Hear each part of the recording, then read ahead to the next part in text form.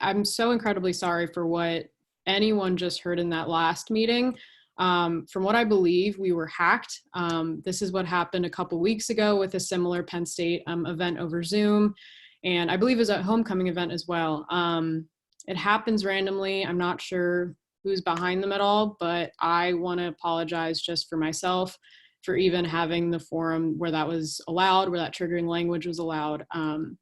If you don't feel comfortable being in the meeting, send me an individual message. That's totally fine, and I will understand. But again, just please let me know. I understand with the circumstances. If you don't feel comfortable, totally let me know. But we'll keep moving forward. Now that Tyler will be taking roll call on his own, we'll move on to adoption of the agenda. Are there any motions? Please raise your hand. I do have to unmute you just so that what just happened doesn't happen again. So please raise your hand in the participants tab so I can unmute you if there are any motions. Representative, speakers on. Okay, Steven Zhang at large. Just a few quick things. First, I motion to amend line item A under new business to read swearing in of the Arts and Architecture representative, Kaylee Quinnen, and the IFC representative, Jeremy McGovern. Is there a second? Just say it in the chat if there is. Okay. Okay, and then under that, under line item B, between B and C, I want to add confirmation of Justice Jacob Lemler. Is there a second? All right. And then one last thing is I also motion to adopt Chair Rodriguez's report as part of the agenda, which I sent out earlier today. And is there a second? All right. Representative Robertson. Hi, Representative Robertson at large. Am I able to give context for a motion, like provide context for it? Yeah, okay. I'm gonna allow it. Okay, thank you. So I read through the agenda and I have concerns that the judicial board appointments tonight are procedurally neither fair nor equitable. And so I understand the desire to fill the positions quickly, but I also recognize that it's important to acknowledge and consider the drawbacks to using a rolling application instead of following the precedent of using an application with a deadline and then interviewing all potential appointees after the application closes. So each set of students really has a unique set of quarantine circumstances that may or may not allow them to apply to become an associate justice.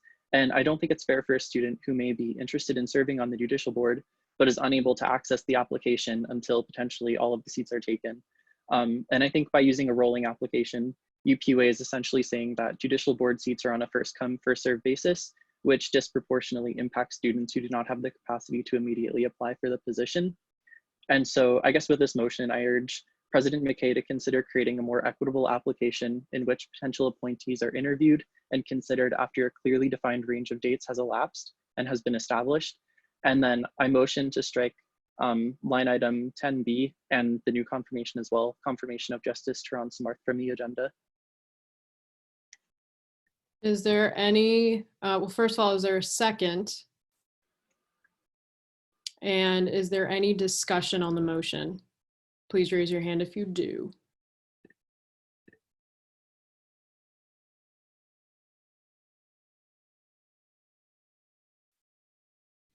Representative Liscalzo.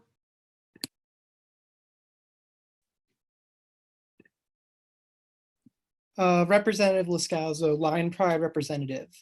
This is more of a question, but it's like, does anyone know if there is any, if this is explicitly not allowed by like the Constitution or bylaws, or is it just precedent that we've been going on for the past years?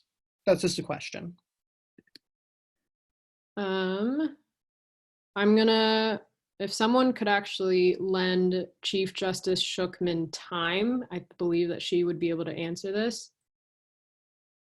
There's a rep that would be willing to. Okay, Representative Reynolds lends Chief Justice Shookman time. Chief Justice.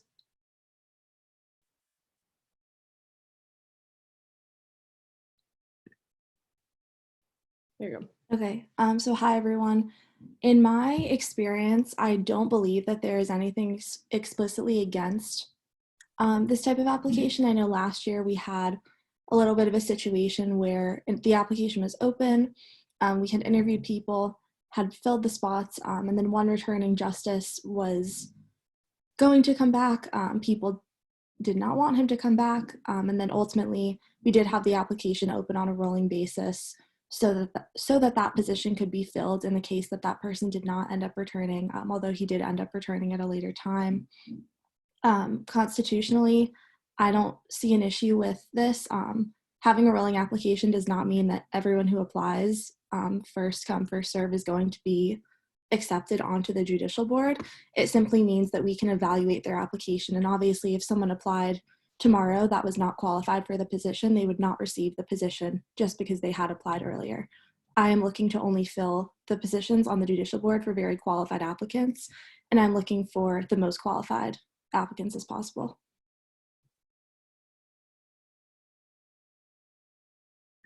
All right, is there any other discussion on the motion?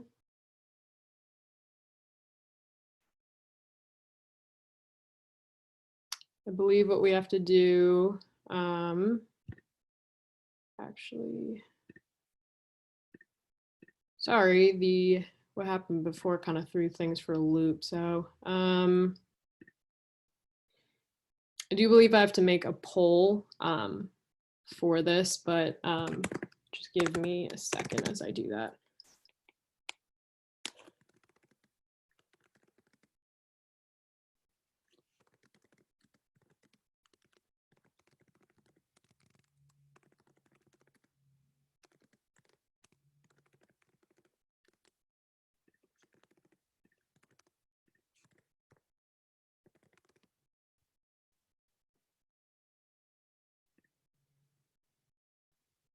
Okay, I'm going to launch the poll. Actually, I see another hand for discussion. Representative Byrd. Yeah, I was just wondering if this was still open for applications and if we plan to leave it open over the summer.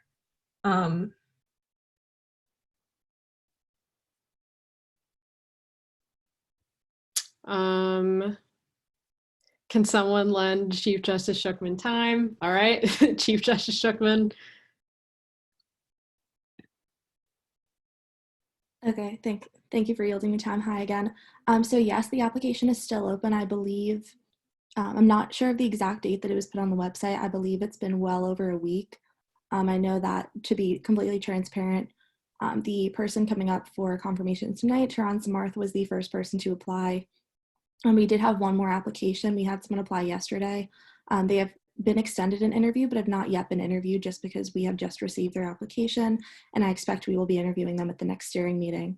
So to answer your question, yes, it's still open, and I do plan on leaving it open over the summer or until all the seats are filled, but I do expect that that will extend well into the summer and into the fall. All right, is there any other? Representative Robertson? Yeah, Noah Robertson, at-large representative. So the source of my concern really originated with the fact that it's rolling. So like students who might be displaced or impacted by the quarantine in a more negative way than us, because we're able to sit down on a Zoom meeting and we have access to like stable internet at least, and like technology, like those students who may be qualified might not have the time to apply to the judicial board and express their interest in the position.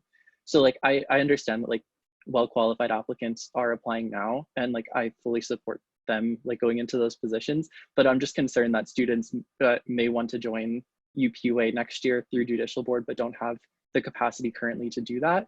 And if the applications don't have a clearly defined window, then seats might be filled before those students have access to a location that provides them the agency to apply and can have that interview with steering. So that's kind of like the source of my concerns. All right, is there any other discussion? Representative Brown Sorensen? Representative Ron Sorensen at large. I think that Noah's concerns definitely are valid, but I would also like to raise the point that a rolling application is arguably more equitable because there's more time for applicants to get to the application. If they don't have stable internet, then putting a deadline on the application would actually limit the time that they could get. So just like logically, this seems more equitable at the end of the day because we're giving a larger window. So yeah, that's all I have to say.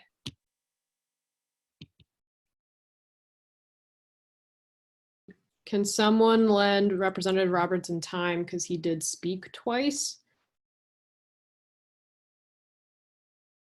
I think that was Representative, I believe. Yep, okay. Representative Robertson.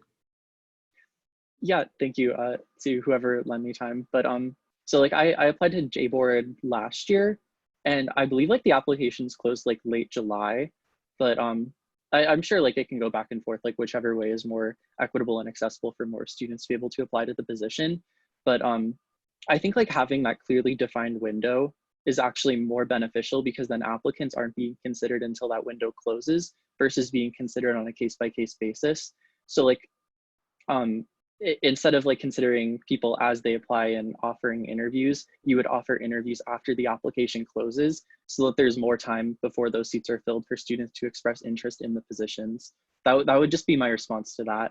But yeah, I didn't really consider like the difference in equity between rolling versus like a set deadline application in that context. But just to provide like a bit of a retort to that, that's kind of what my thought is allowing all of the applicants to be considered at once instead of case by case.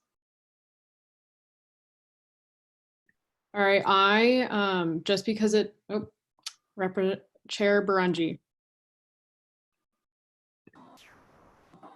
Oh, I was just gonna say, what if instead of just like confirming them, even if we just collect the applications at once and then still are interviewing applicants at a case-by-case basis, we just don't choose who is confirmed or not or decide until like a window closes? Do you know what I mean?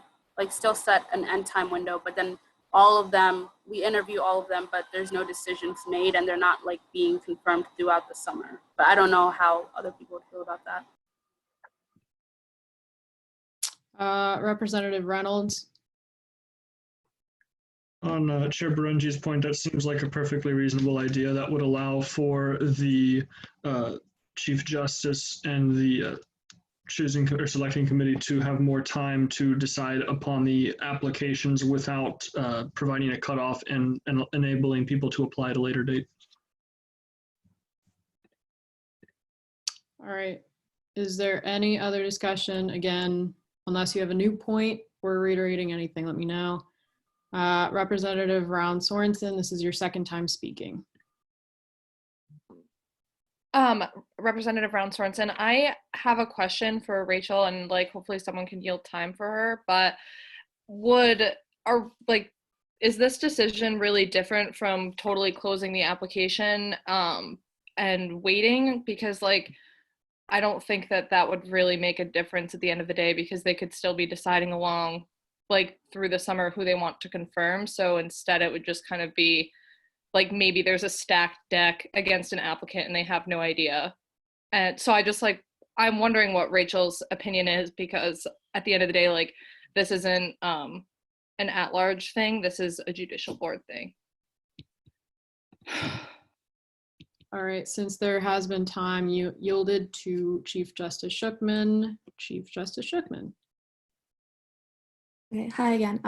So just to clarify, do you mean closing the application now and then reopening it and then closing it on a certain date? Or do you mean setting a set date that we would close it? So say we leave it open but we close it like August 1st.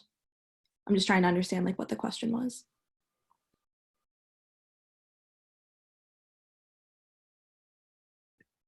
Representative Ron Sorensen, if you want to raise your hand, I can unmute you and you can clarify if you'd like.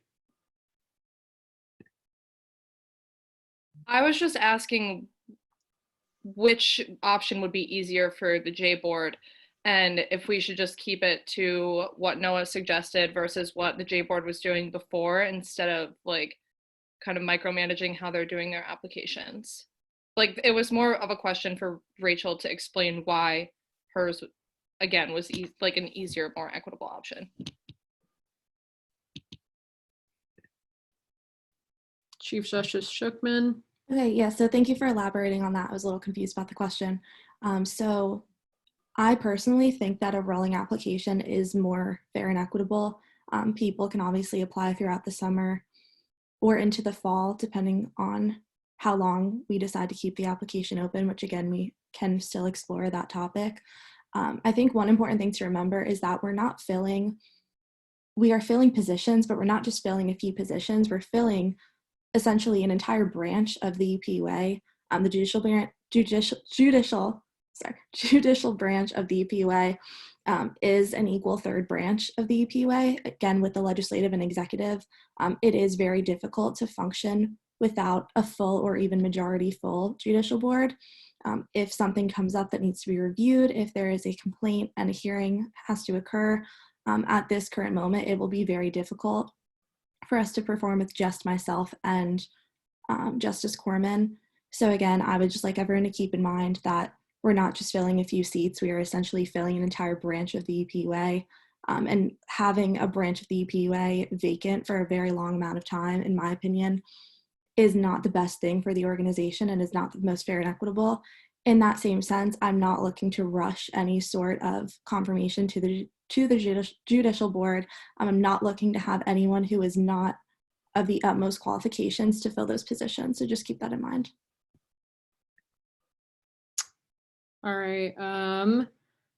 I see in the chat, Jake Lemler, I think you were just yielded time. You are an essential candidate.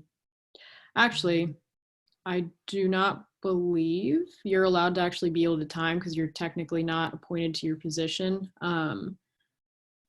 But so I'm sorry about that, but I cannot yield time to someone that's technically not a part of the assembly.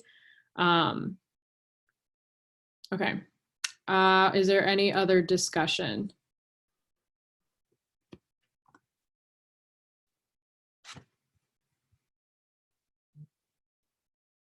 Okay. All right. So I have a poll ready just because there is a bit of discussion on both sides. This will, and so it seems a little close to me. There's not like an overwhelming majority for one or the other. I'm going to launch a poll.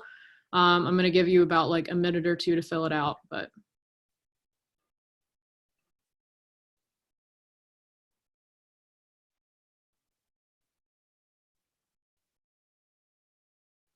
And to clarify the vote, basically the poll says striking line item B and C, which is a confirmation of the justices. There is, so saying yes means you do want to strike the line items. Saying no means you do not want to strike it, and abstaining means you abstain from the vote. And Secretary Lazinski, do we have a count on the number of reps just for the sake of transparency? This does require a 2/3 vote for any motion to be voted. It is 38, but I am confirming that right now. Okay.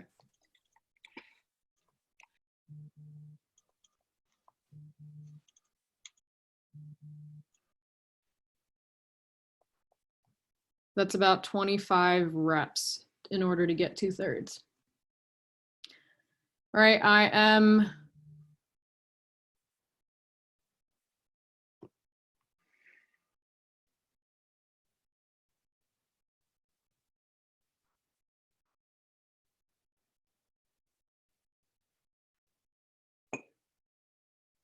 Give me, okay, give me 1 second. What we're gonna do moving forward is, what was it? I'm gonna relaunch the poll. I think, actually, clarification from Representative Robertson, did you just wanna strike confirmation of Justice Terrence Samarth or both confirmations? Because one of them is a reappointment since they're returning. Yeah, so I guess for continuity and just having like the same procedures. Justice Corman also was a returning justice, so I guess just striking line item, I believe it's 10B, new justices from being appointed.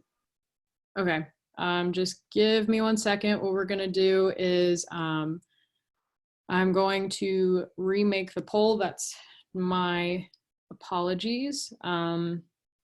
Just give me 1 second.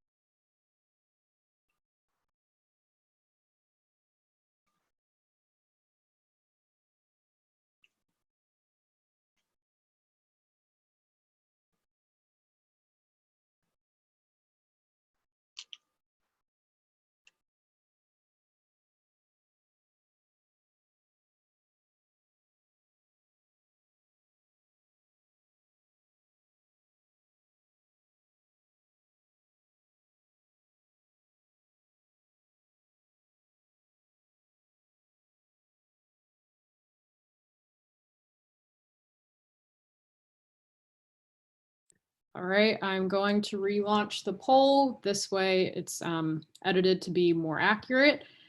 Give me 1 second.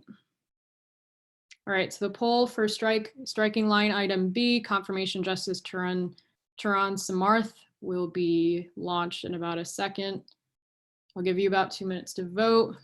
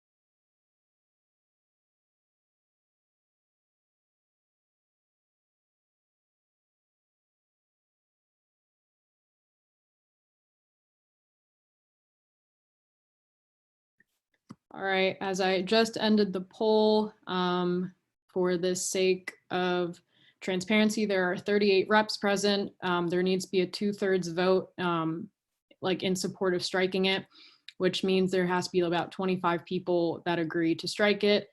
That motion has failed with a vote, which I will share, with a vote of 10,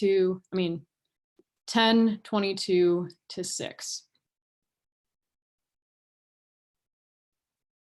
All right, so moving forward, were there any other motions for the agenda before I move forward? All right, if not, we will now move into seeing no discussion on the adoption of the past general meeting minutes. We will now go into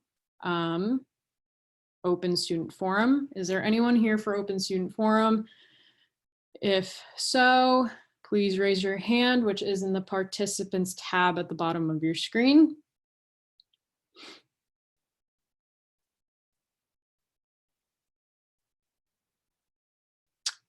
All right, seeing no one here for open student forum, we'll now move into a report by President McKay.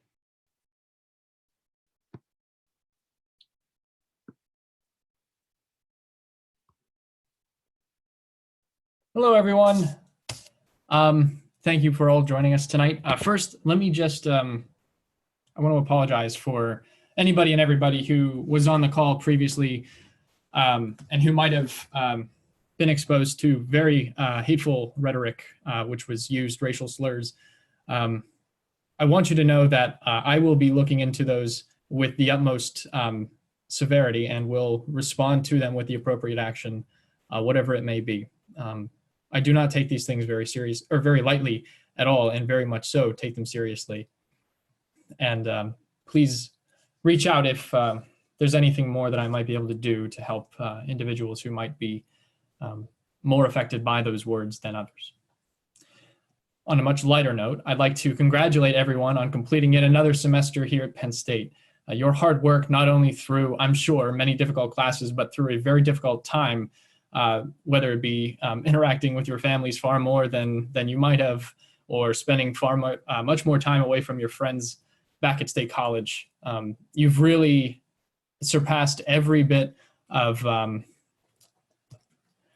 you've surpassed all expectations by whoever might have had them. And I must say that I'm incredibly impressed.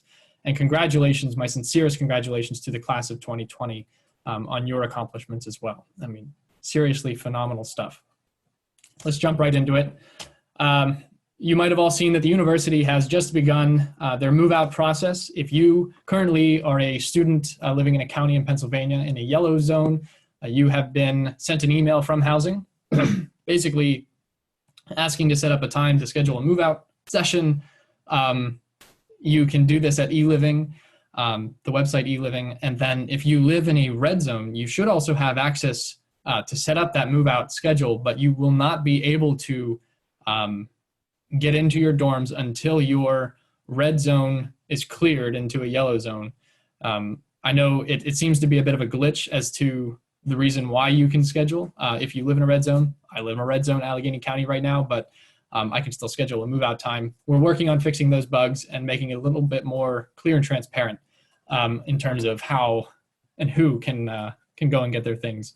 So if you live in a yellow zone, please find a good time soon to schedule your move-out time if you're in a dorm. If you're off campus, please know that I just was recently in a meeting with the mayor, as well as the borough manager and a few other borough leaders to discuss our move-out plans there and how off-campus students can mitigate risks and concerns. There's a letter which was recently written by and signed onto by the COG director, the vice president of student affairs, and the mayor of State College, basically urging that all of the health mitigation techniques and other concerns are met and addressed as thoroughly as possible. We will be sharing that letter on UPUA's social medias, as well as possibly a student body-wide email as soon as we get access to that and can share it. Please be safe when you do come and return. Use common sense. Please wear a mask. Work with your roommates to separate times, things like that. Recently, I have been working with Trent and the Department of the Communications here at UPUA to update our website. It is much more bluer and whiter than it was in the past. So I hope that you all take a chance to check it out over the next few days. As was mentioned, it is all of the applications are on the website, and you can find an updated list of the General Assembly and the committees all on that site as well. We're working on updating it just a little bit more to kind of centralize all of the resources on the website and more, as well as possibly integrating our live streaming feature onto the website so that students can access our General Assembly meetings from there rather than finding it on Twitter or something else. The Board of Trustees does something very similar. I don't think it'll be too hard to set up, but it is a work in progress. You should also know that I've been working with the Department of Sustainability. I'm proud to report that we've had a few different applicants for a few coordinator roles. The department and its director, Nora Van Horn, has been very active in working on legislation with the Academic Affairs Committee, supporting Faculty Senate's recent resolution, working towards climate action, and I'm incredibly impressed to see that have gone through as well. Thank you to all of the representatives who were instrumental in getting it through committee and bringing it to your consideration today. Those coordinator roles are still up on the website, and you can encourage your friends to check them out. They're very topic and issue oriented, so please definitely take a look because they all have a very important function in the overall wheel that will be UPUA over this year. I've been working extensively with Director Van Horn in our response to the Title IX revisions, which were recently put out by the Department of Education. For context, we are looking at creating a coordinator for sexual assault and misconduct prevention. And as such, that director or coordinator, depending on, I suppose, these constitutional changes today, will oversee a lot of those projects related to those changes as they will come into play. I've been working with my nationwide counterparts in the Big Ten and the ABTS to put out a statement, and am working on that right now. Also working on our past friends in the Pennsylvania realm. And then lastly, we're also working on a UPUA specific one related to the Title IX revisions and my personal opposition to many of the new changes which were suggested by the department. And then lastly, I'm also working with, I did work with the Director of Diversity, Equity, and Inclusion in the ABTS, Mark, who put out a student, like an open letter to student leaders regarding the recent, not very recent, but the killing, really the murder of Ahmaud Arbery in Georgia. And I would encourage that if you haven't already, please take a look at it. He had the input and insight of all of the student body presidents in the Big Ten, as well as some of our executive team. And I think it sums up a lot of our feelings toward it as well. I'm really tired of seeing senseless killing. And I think he does sum it up well. Please do check that out. With that, I will stand for any other questions, but I'm excited to get to see some of our work tonight. Are there any questions for President McKay? Representative Bose. Erin Bose at large. Can you hear me? Okay. So I have a question about the Department of Sustainability. Will the, I guess like the people that sit on that department be required to sit on different committees, or are they just going to work internally in the department? I have a little bit of a concern with working on like legislation and initiatives without the legislative body being communicated to. Yep. So thank you for the question. It will very much so work kind of on a case-by-case basis, depending on the role and the sort of initiatives that the Legislative Assembly is taking up in the given time. Very similar to the federal government, we can work on projects as needed on a very long-term basis, really emphasizing the research and collaboration with student organizations across campus to ensure that those relationships and that work can be translated from assembly to assembly in a very succinct and, are you ready, sustainable manner. And so I very much think that several directors or coordinators will serve on committees as needed. Others may serve on different committees. A good example would be the Director of Educational Equity, which has in the past served on the Academic Affairs Committee, which will now be housed under the Department of Sustainability. As we know, sustainability is far more than just climate action and the like. And so that department director might serve on the Academic Affairs Committee as needed.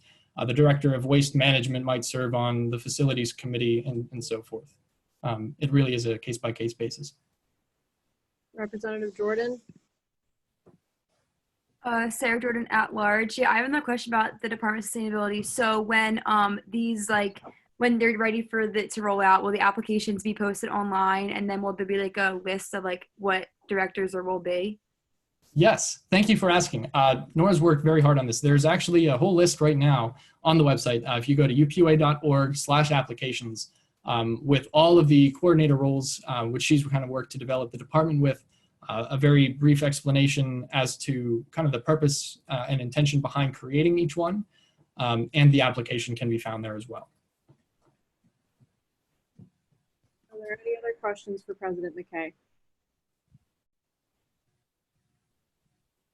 All right, seeing none, we'll now move into my report. Reiterating the same thing, congrats to you all on another completion of your semester at Penn State. I know it's not ideally what we wanted it to be, but nonetheless, it's a great accomplishment overall. I don't have much to update other than that.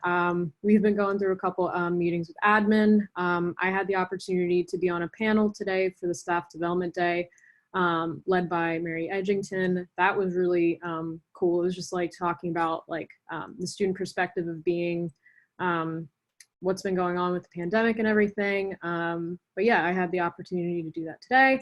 But most importantly, and more what I wanted to talk about was, I know that we are all aware that the CARES funding from the federal government is being distributed. And I know there were a lot of questions on like how it's being distributed, and specifically like how that's going to go about. So there was an article released, I believe today, if not recently, more specifically about it, but I've also been in talks with Peggy Laura, who's been leading conversations about the CARES funding. To sum it up, basically, so in terms of like the CARES funding and the conversations around it, there have been a lot of people involved from different offices ranging from financial aid, the bursar's office, student affairs, and et cetera. And there's some guidelines that they have to follow from the Department of Education. So first, a lot of the funding is only eligible for federal student aid, especially like Title IX eligibility, FAFSA, and those who are mostly need-based. And then from there will be about $2 million allocated to an application basis. So that's where students can apply for the funding as well. Yeah, in terms of that, there's a lot of different discussion on it. I'm also setting up a meeting with Peggy, Laura, I believe actually tomorrow morning, or not tomorrow morning, Friday morning, to talk more about it. If you have any questions, and I really do mean any, please message me, please text me. I would love to ask Peggy your questions, and also I will get back to you individually and also update the assembly on what my conversations were with her. But yeah, so if there are any questions about the CARES funding, I can answer what I know. And then if you have any questions about the funding, I would love to relay that for you guys. But yeah, that's really all I have. Are there any questions for me? Chair Barungi.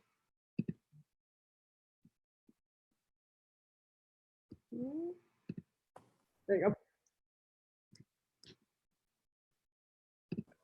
Okay, hi. I'm so sorry if you already kind of mentioned this, but I'm kind of just confused about the timeline. Just because they're taking all these steps to make sure the distribution is equitable and everything. Are they doing this as something to help students in the summer? Is this for the fall? I just don't understand what the timeline is of people applying, them going through all the applications, and then when distribution is going to happen. So yeah, so that's actually part of the questions that I'll be asking Peggy Laura as well, as to how soon the distribution will be happening. As for the funding, the reason for the funding is mostly to help students, especially in the time of the pandemic. That's why the Department of Education is specific about the guidelines as to where most of the funding goes.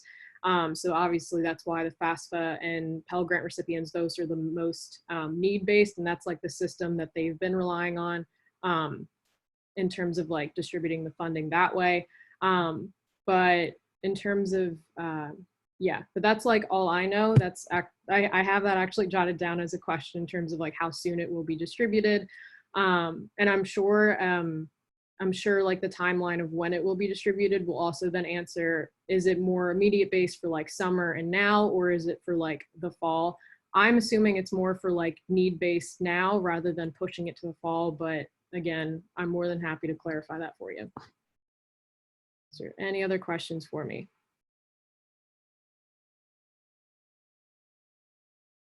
All right, so seeing none and seeing no, oh wait, no, we'll now move into liaison and affiliate reports. If there are any, please raise your hand in the participants tab.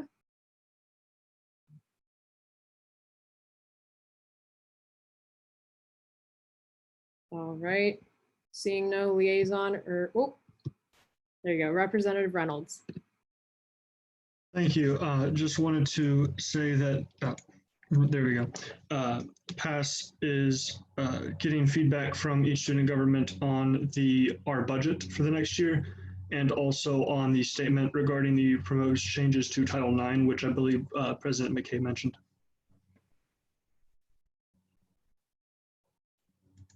Are there any questions? Oh, sorry.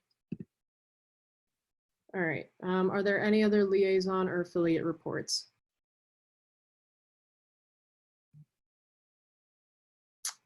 All right, seeing none and also seeing no old business, we will now move into a strict 5-minute caucus breakout. I'll set the timer now, but again, it's only 5 minutes. You guys are good to go. Gavel, but we're now going to return from caucus breakout. and continue with the meeting. All right, I'm gonna give it a couple minutes, or not, I'm gonna give it a minute for people to return.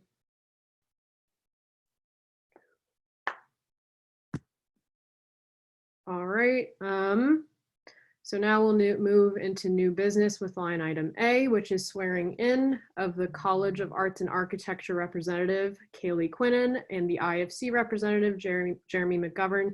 If you two can actually raise your hand so I can unmute you, and President McKay will guide you in your swearing in. Hello, welcome you two. Are you ready? Going to hope that's a yes. Raise your hand so I can unmute you. Yeah, please raise your hands. If you don't know where that is, it's in the participants tab at the bottom. I'm just so used to repeating it that I stopped repeating it. All right, unmute you, Kaylee. I'm gonna wait on Jeremy, or I'll try to find him too.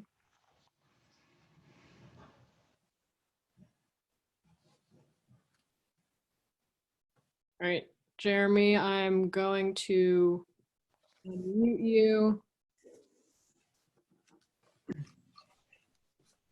Hey, sorry, I just got back. You're good. We're moving into the swearing in of IFC representative, which is you, and then Kaylee, which is the arts and architecture rep, and President McKay is going to lead you in that. Oh, sure. Sounds good. Cool. All right, so if you could both please raise your right hands and repeat after me. Cool.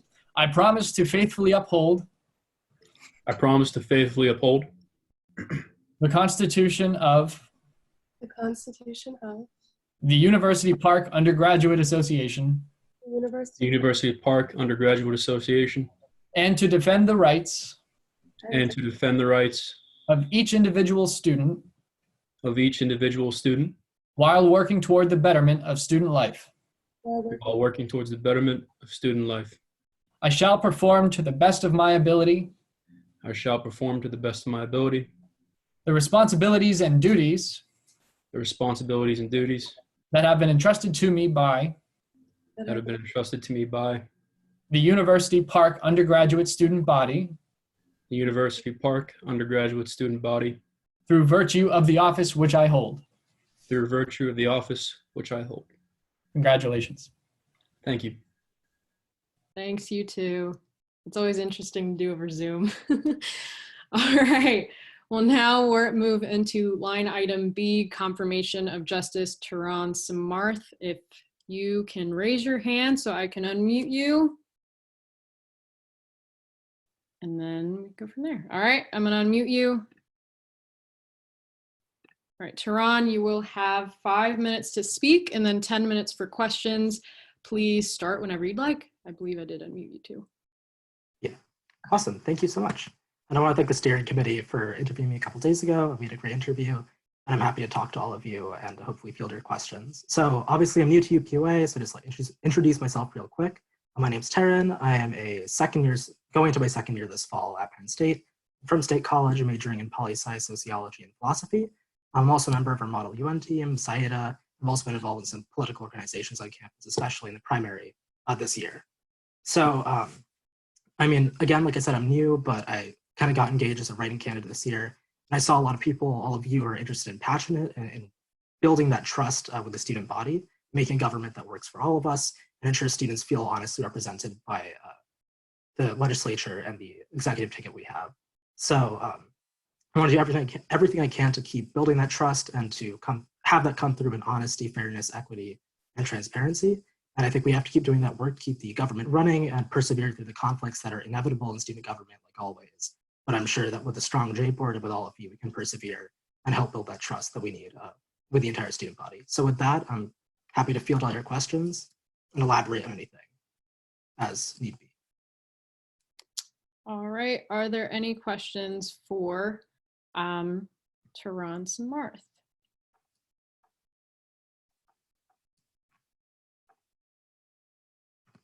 All right.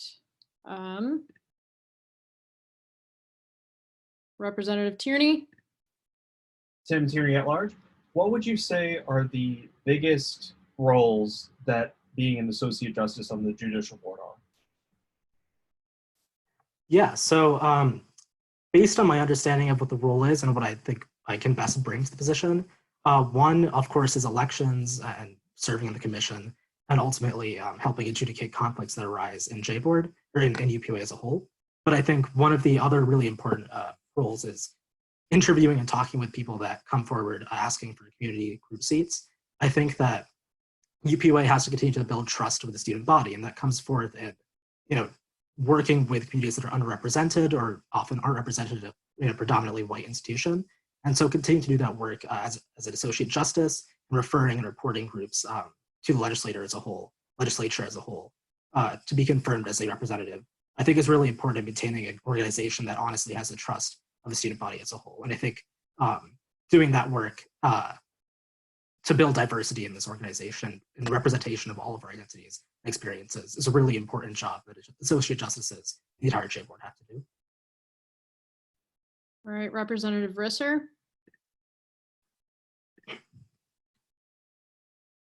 Cool. Hey, Dan Risser at large. So in your opinion, what role do partisan politics play within the UPUA? So like I said, I got involved pretty recently to see like how politics kind of plays out at UPUA. Personally, of course, on JBoard, it should be nonpartisan. And I think that, we've done a pretty good job, I hope, in previous years, and I intend to do that. I'm a political person. Like I said, I'm engaged in politics outside, just in my everyday life. But I think JBoard and UPUA is a very separate organization, and not having, our politics interfere in the decisions we make on JBoard and the votes we take that might, kind of uncover our ability to represent the student body is really problematic. So I intend to complete this role as a fully nonpartisan individual. I'm very capable of compartmentalizing that. And I hope that partisan politics, doesn't interfere with our job to represent the student body and improve student life. All right, Representative McIntyre. Hi, Maddie McIntyre at large. So my question is, do you have any examples of a conflict that you faced in the past that you kind of like had a hand in resolving? Yeah, so I mean, I think I don't know if you saw my application, or that was only for steering, but I talked about how in high school, I was one of the leaders of my forensics club speech, debate, and mock trial. We had to like select officers for every year. Seniors did that, so I did that my senior year to pick the next leaders. And one of the problems was basically the advisor wanted a certain candidate who was unqualified, and all the seniors wanted a very qualified candidate. And so that meant kind of building up the courage to kind of strong arm our advisor and be able to get someone who was qualified and good for the health of the club in the long term. But ultimately, that also meant ameliorating conflicts with other people who didn't get selected and with the advisor that we kind of had to push back against as hard as we could, even if that meant destroying our relationship for a time being with that adult. But I think that I believe in ameliorating relationships. I believe in restorative justice, and so building like relationships with people that are honest and transparent is the best way to fix those conflicts. And I think I did that then. Something I just practice in my everyday life. Yeah. Representative Robertson. Hi, Noah Robertson at large. So this is just kind of related to what I brought up earlier, but I just wanted to ask Turan, do you personally think that only filling the associate justice positions with students who have the current capacity to immediately apply to the rolling application, instead of providing a clearly defined application period for students to apply in is fair and equitable, and then why or why not? So first, hi Noah. I'm going to be honest, I think that this kind of isn't really my place to judge on the confirmation process itself. It obviously is not like explicitly in violation of the Constitution. It seems to me though that, we needed it. There's still a UPUA for the summer. And so JBoard needs at least more than 2 representatives or 2 justices, and ultimately should be full because it's a whole branch of UPUA. I think that maybe there are better ways to kind of legislate the future of what JBoard looks like to make sure that, this is obviously a very unique situation, but to make sure it's equitable. But I think that given the circumstances and given the need to have a full-fledged government, I don't really think that it's unfair or it's not equitable. Ideally, the steering committee is still vetting all their candidates. And not just like picking the first person that always comes through, though I guess that sort of happened with the but I'd like to think that I was vetted thoroughly. But if that vetting still happens, then I still think it's a fair process, although continuing that outreach to get people to sign up is always important. All right, are there any questions for candidate Teron Samarth?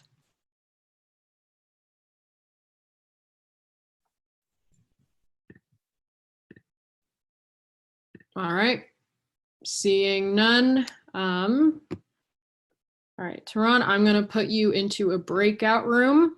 Give me 1 second as I do this.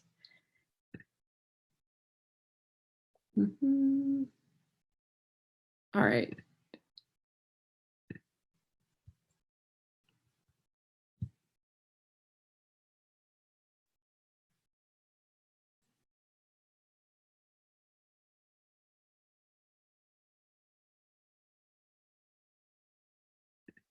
All right, congratulations to Teron Samarth. You have been confirmed with a vote of 29-5-1.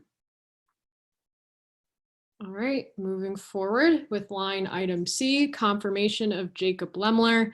Jacob, if you could raise your hand so I can unmute you. And then before I do, let him begin. Again, the I am here form will be sent in the chat. That is how you are mailed your ballot. If you want to be able to vote, you have to listen to the speech. It proves that you've been paying attention. So please fill that out when you can. And yeah, all right. So Jacob, I'm going to unmute you. You will have 5 minutes to speak, 10 minutes for questions. You may start whenever you'd like. Hey everyone, I'm Jake. I know I've talked to some of you last year, either in my role as an elections commissioner, in my role as a J-Board Associate Justice, or even just in the University Park itself, but I'll introduce myself a little bit. I was on the J-Board last year. Last year was my freshman year.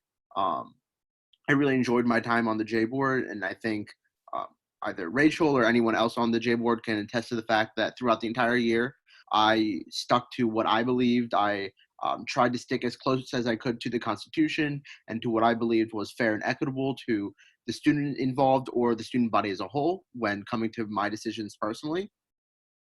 In addition to being on the J-Board, I am a judging and alumni coordinator for Penn State Mock Trial, and I am also a member of the Zeta Beta Tau fraternity,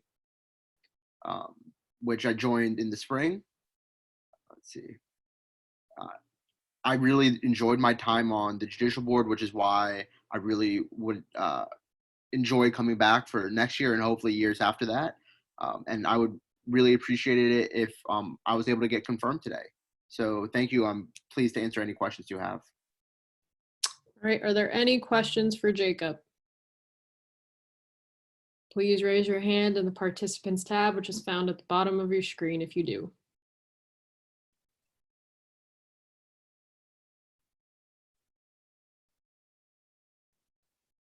All right, Representative Jordan. Sarah Jordan at large. Can you tell us about a time where you faced conflict and how you kind of overcame that? So just to clarify for the question, is it conflict like I was the one in conflict or like resolving conflict? I would say like a resolving conflict. Okay, so I guess one time it's almost a little bit of both is last year when the 14th Assembly, I guess even a few months ago, when the 14th Assembly was passing through the elections code for the 15th elections. There was an initial elections code passed and then an amendment to the elections code passed. And it was kind of disputed, that amendment, whether or not it followed the Constitution or whether or not it was fair and equitable. And first on resolving the conflict part, I myself found that it was not fair and equitable and not per the Constitution because it contradicted with itself and with the rest of the document. So myself, along with the rest of the judicial board, had to resolve that conflict and declare it null and void. Even though a lot of people did like that amendment because of it was deemed to be structurally unsound, we were not able to allow it through. And then on a more personal level, for that amendment, I found it to not be fair and equitable, and I wrote a concurring opinion along with that decision we wrote, talking about how the timing of it, I believed, did not make it fair and equitable to other candidates running in the election.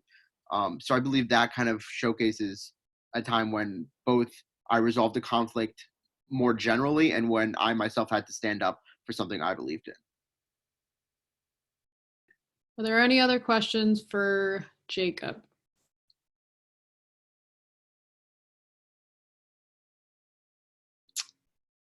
All right. Seeing none, Jacob, I'm going to put you into a breakout room. Just give me a sec as I do that.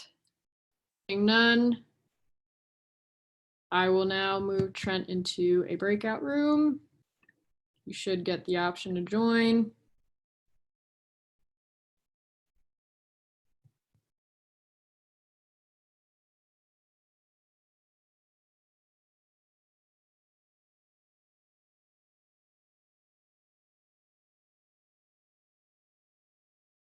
All right, congratulations, Trent. You have been confirmed unanimously.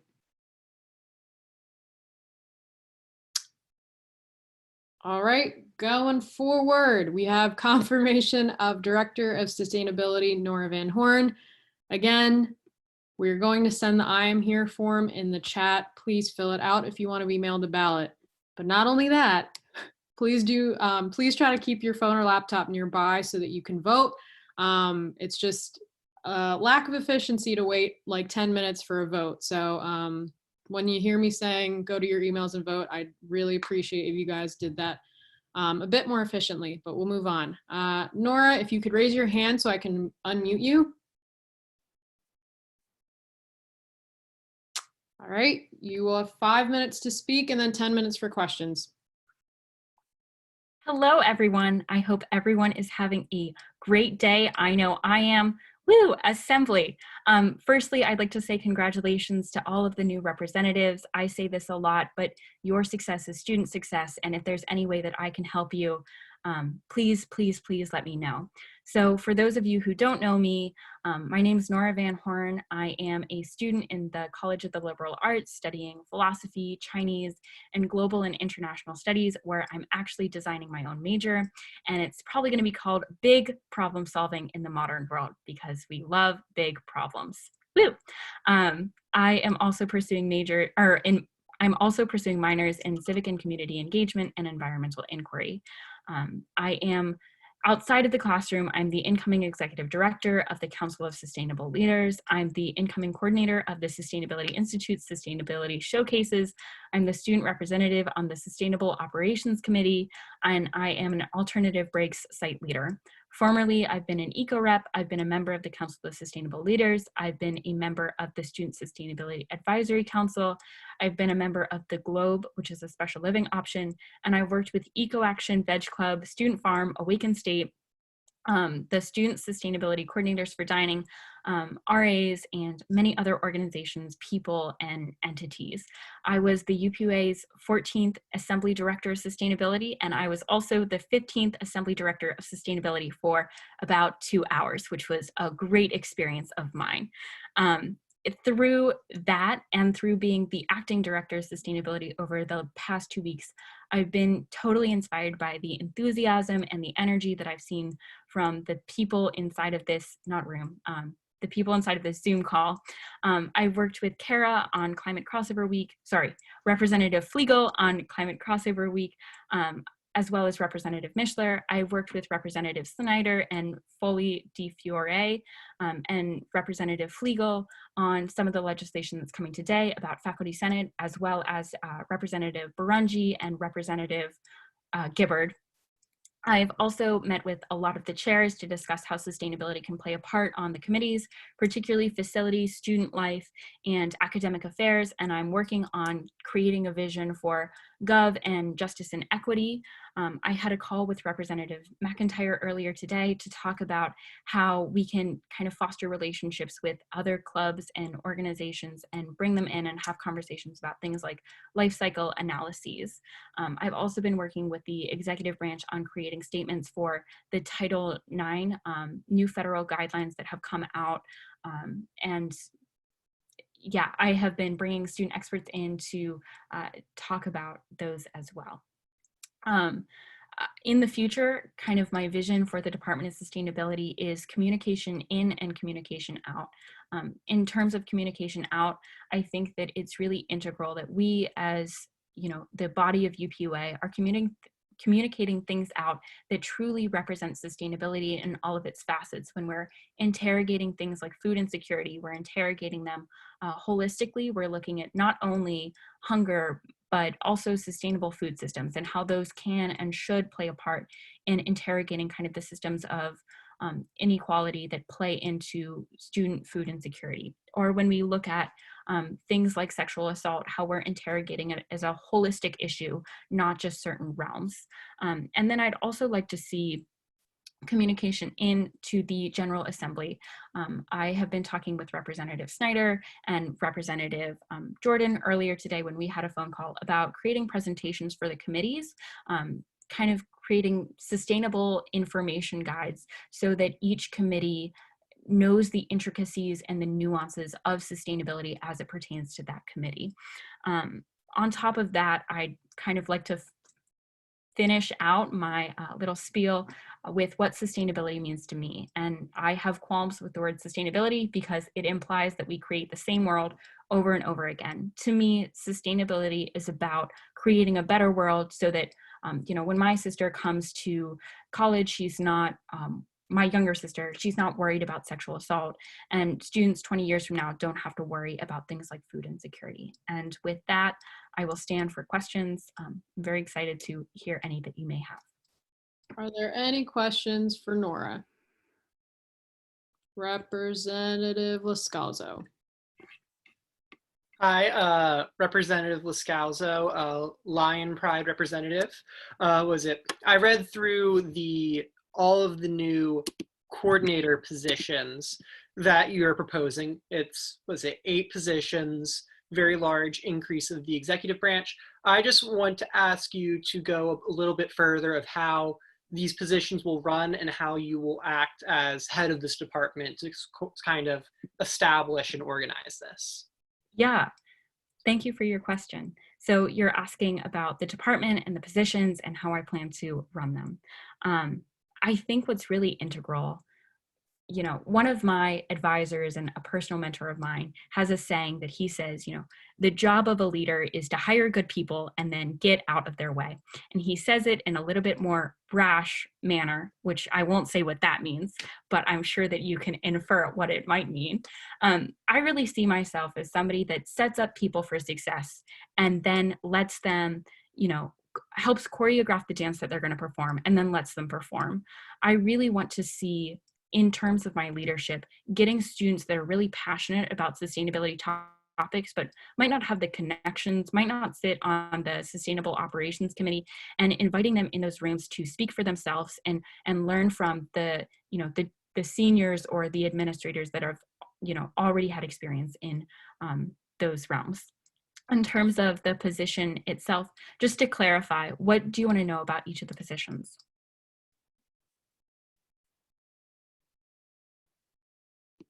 No, sorry. No, my fault. It's more of just I just want to ask, what's your why did you make these particular positions and what are the goals for each of these kind of positions? Essentially, you don't have to go through them all, but kind of either in general or a few that are very important to you. Right. So I think a good example is food justice. When we talk about food justice within the UPUA, I think that oftentimes people that might not be involved in a ton of sustainability realms like student farm think of food justice as just like food insecurity and maybe food waste. But the reality of the situation is, if you look at the UN's like 2030 targets, you'll see that it's way more nuanced than that.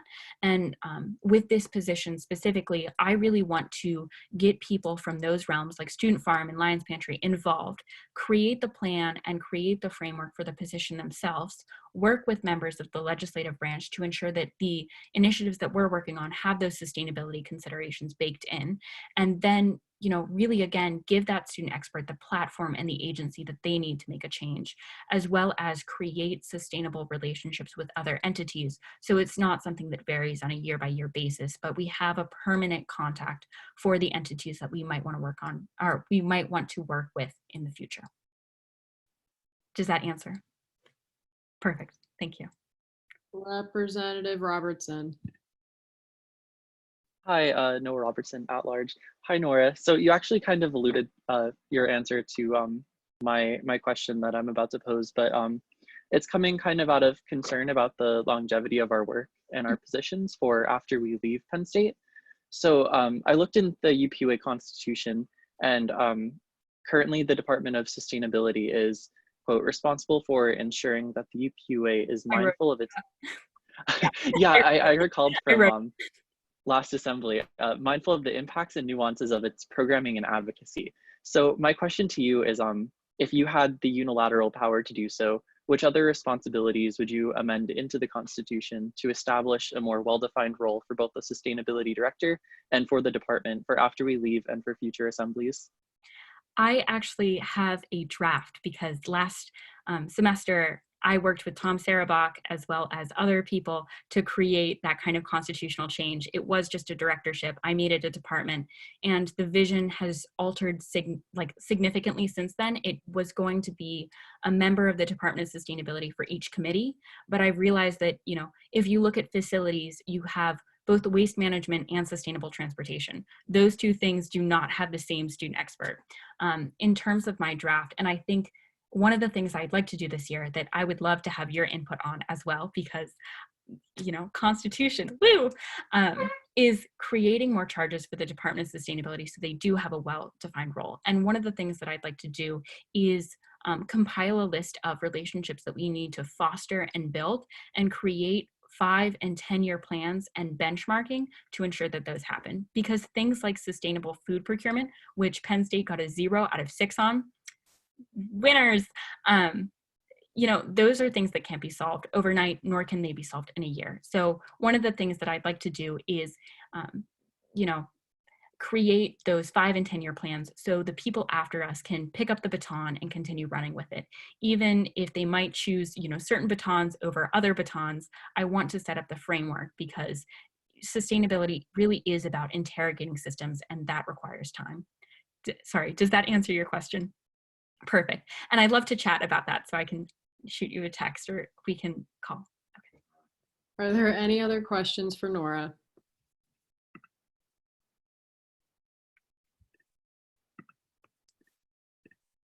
All right, seeing none. Nora, I'm going to put you into a breakout room, and you should get the option about. All right, congratulations, Nora. You have been confirmed unanimously. All right, we'll keep moving forward. Next, we have line item F, which is policy 0315, establishment of the Line Caucus affiliate. Speaker Zong, would you like to introduce this? Yep, give me 1 second to pull this up. But while I'm actually doing that, I'd like to yield my time to Representative Tierney to explain.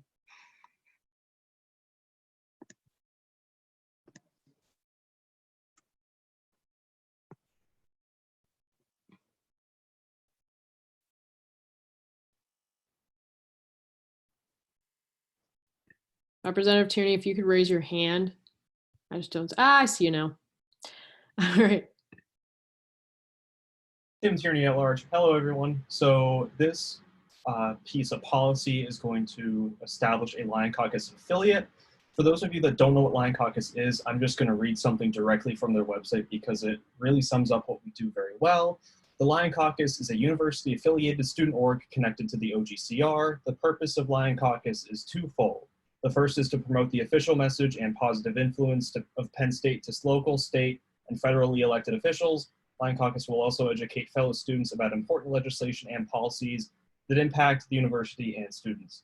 For full disclosure, I am affiliated with Lion Caucus and I'm the vice president, but I do think that it would be incredibly beneficial for both organizations to be able to establish an affiliate position. The affiliate position would basically act as a liaison, how it was defined last year. So a member of Lion Caucus that isn't currently within UPUA would sit in UPUA meetings and then be involved in, I believe, executive meetings. I could be wrong about that, whether it's in the Constitution. And then they would also be responsible for briefing the Assembly on what Lion Caucus is doing. Lion Caucus has a lot of responsibility that kind of overlaps with the Gov Committee, except Lion Caucus is doing it in more of an official university manner rather than a student advocacy manner. But we do work on a lot of the same things in both the orgs, and I think it would be great to establish a permanent, sophisticated working relationship between the two organizations. And if Speaker Zhang has anything else to add, I'd love to yield more time to him. I personally don't, so I think we can open the floor to discussion. Are there any questions for Representative Tierney or Speaker Zhang? So please raise your hand in the participants tab.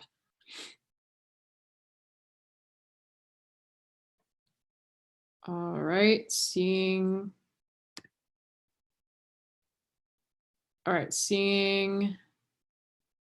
no questions, we will now move into discussion. Is there any discussion on this piece of policy?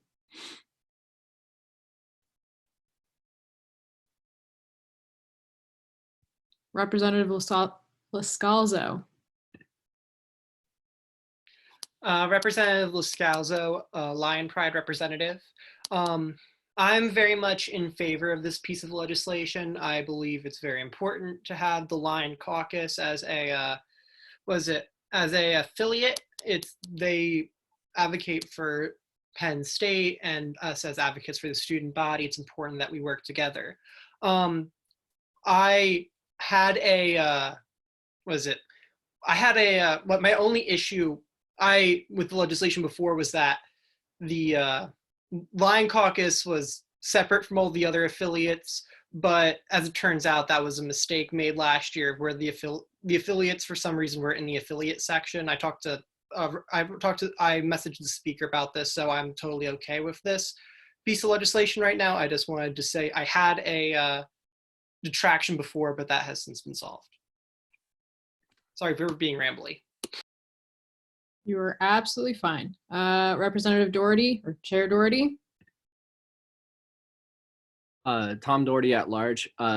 Starters, I really just want to make sure that we're reassessing the position towards maybe the end of the summer or in the fall, just to make sure that this is very tangible. And while bringing in someone from an organization who's coming in, making sure that it's not just talk and we're actually working with committees and also trying to make sure that we are making this position as tangible as possible, so it's just not another voice in the room that's just going unheard. And then secondly, just for to set good precedent, if any members are part of Lion Caucus that will be voting tonight, I would highly recommend to abstain just because of conflict of interest, because you are in the organization.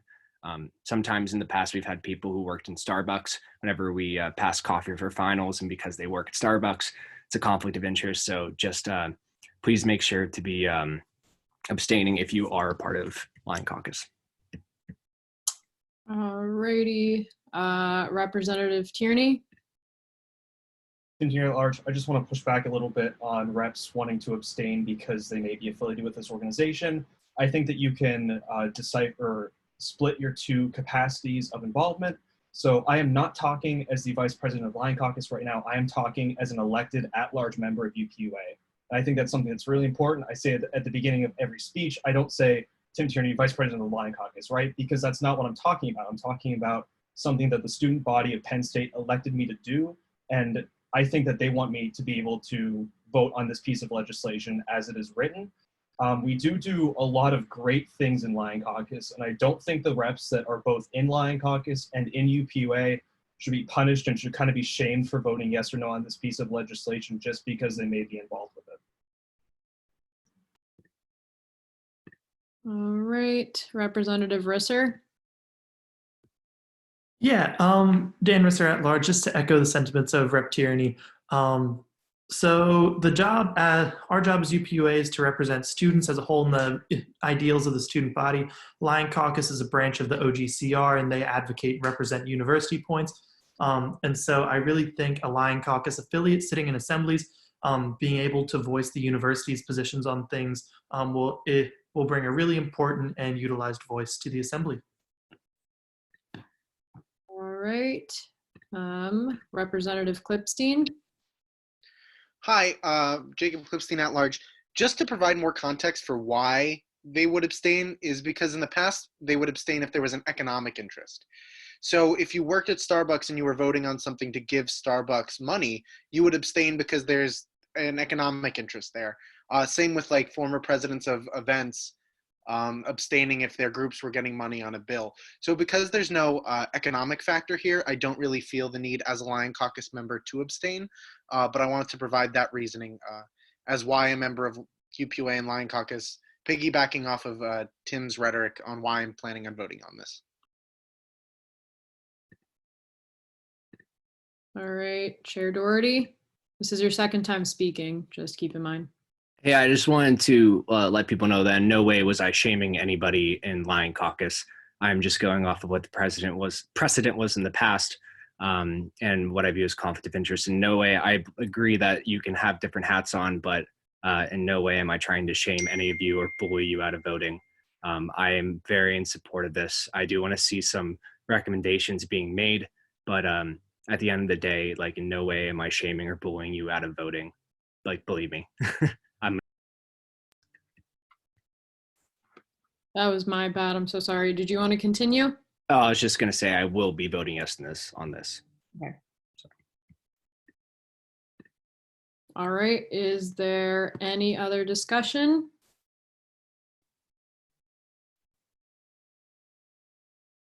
All right. Seeing no other discussion, I will now close the floor for debate. Because this is policy, it does have to be voted on by roll call. So what I'm going to do is allow you to unmute yourself. Please do when the secretary calls your name, and then immediately mute yourself just so that we don't have background noise that interferes with the answers that reps are giving. Secretary, you may begin when you're ready. Arthi Kalor, Yes. Adelaide Mishler, Yes. Alex Wu, Amanda Bird, Yes. Amy Gary, Yes. Emery Round Sorensen, Yes. Blake Tolliver, Yes. Brian Schultz, Cameron McColgan, Yes. Kara Flegel, Yes.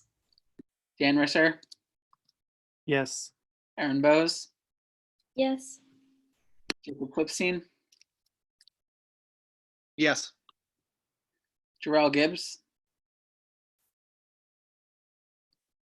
Joshua Reynolds, Yes.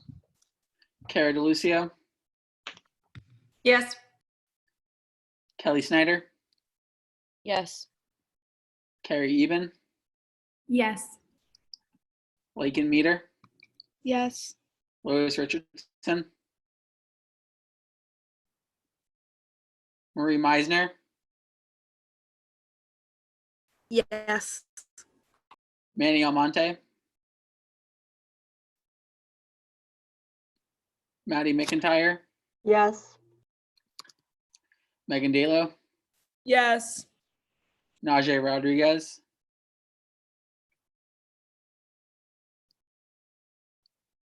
Noah Robertson, Yes. Patricia Barungi, Yes. Rainier Foley DeFiore, Yes. Refugio Lara, Yes. Ryan Lascalzo, Yes. Samantha Brown, Yes. Sarah Jordan, Yes. Stephen Zhang, Yes. Sydney Gibbard, Yes. Sophie Palillo, Yes. Tim Tierney, Yes. Tom Doherty, Yes. Tony Shi, Yes. Eugene Jung, Yuna Choi, Jeremy McGovern, Yes. Kaylee Quinnen, Yes.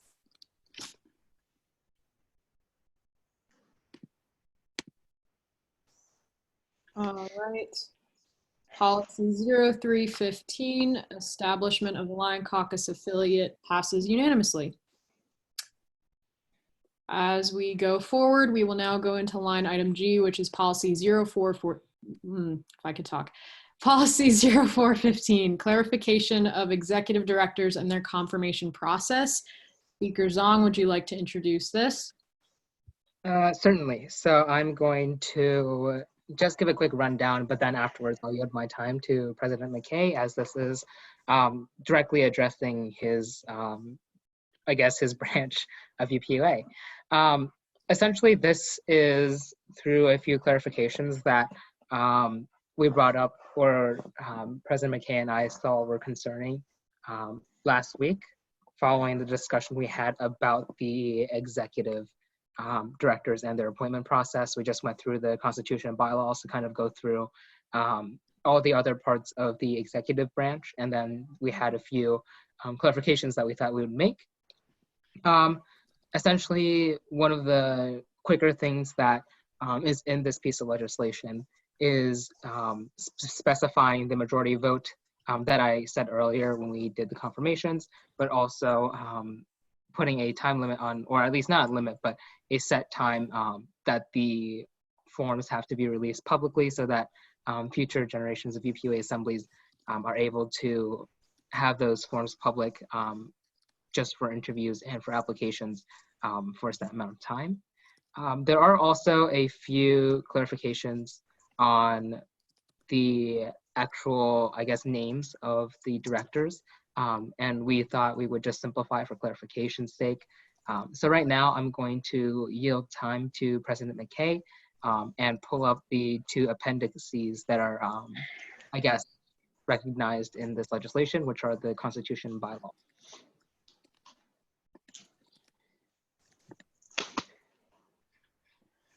Am I yielded time? Is that? Yeah. Thank you. Hello, everyone. As Speaker Zong mentioned, so this this change deals directly with the shape of the executive branch. For years, the UPUA has operated on the idea that directors and department heads are entirely interchangeable, which has posed a few different problems in terms of the executive branch's operations.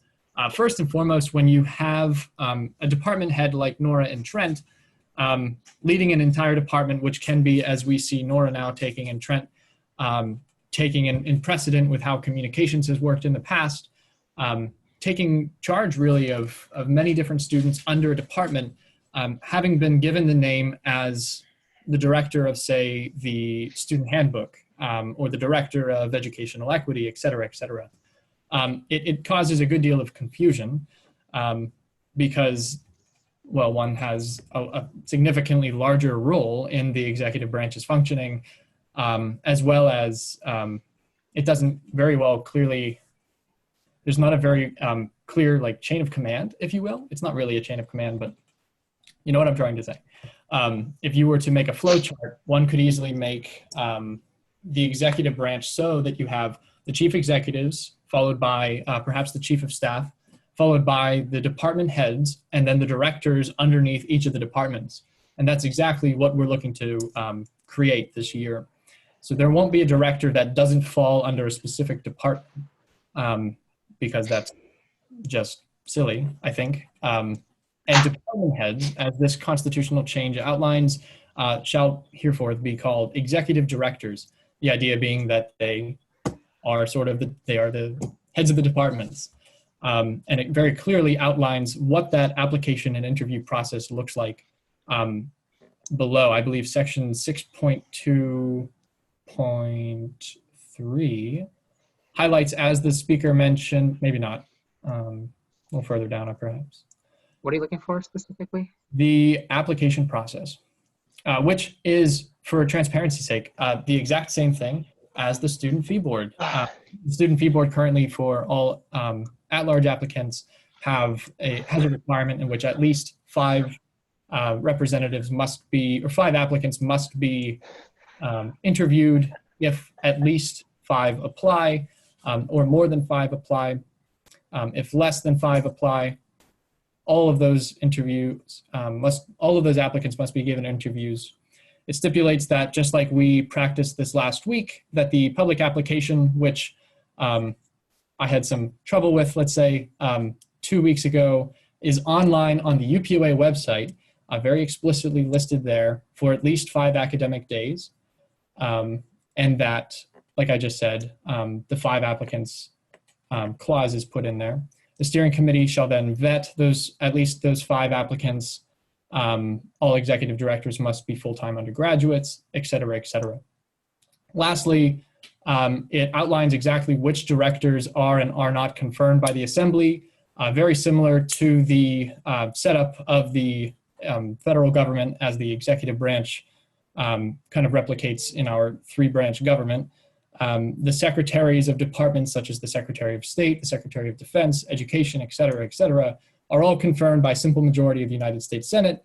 Very similar, the executive directors of departments are confirmed by the General Assembly of the UPUA. And then further on, the directors will kind of fulfill the roles of the coordinators, which Nora has created under the Department of Sustainability, and which we've had on the Department of Communications before, although in different terms. A good example would be social media manager, or website manager, perhaps director of technology or IT, which were all really interchangeable words, but had very specific meanings in the Constitution, causing a good deal of confusion.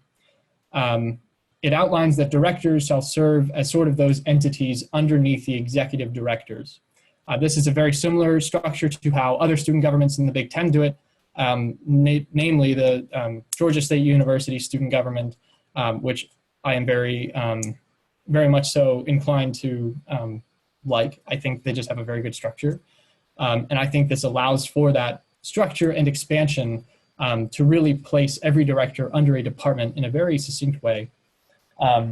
Later on, we're looking to create a few different roles in the Department of Outreach as well, which, as you know, is a very new role or a new department, such as the Director of Governmental Relations, kind of like I talked about on the campaign trail, to maintain relations with the government in communication and collaboration with the Governmental Affairs Committee from year to year and assembly to assembly, as well as the previous Director of Alumni Relations would also fall under the Director or the Department of Outreach.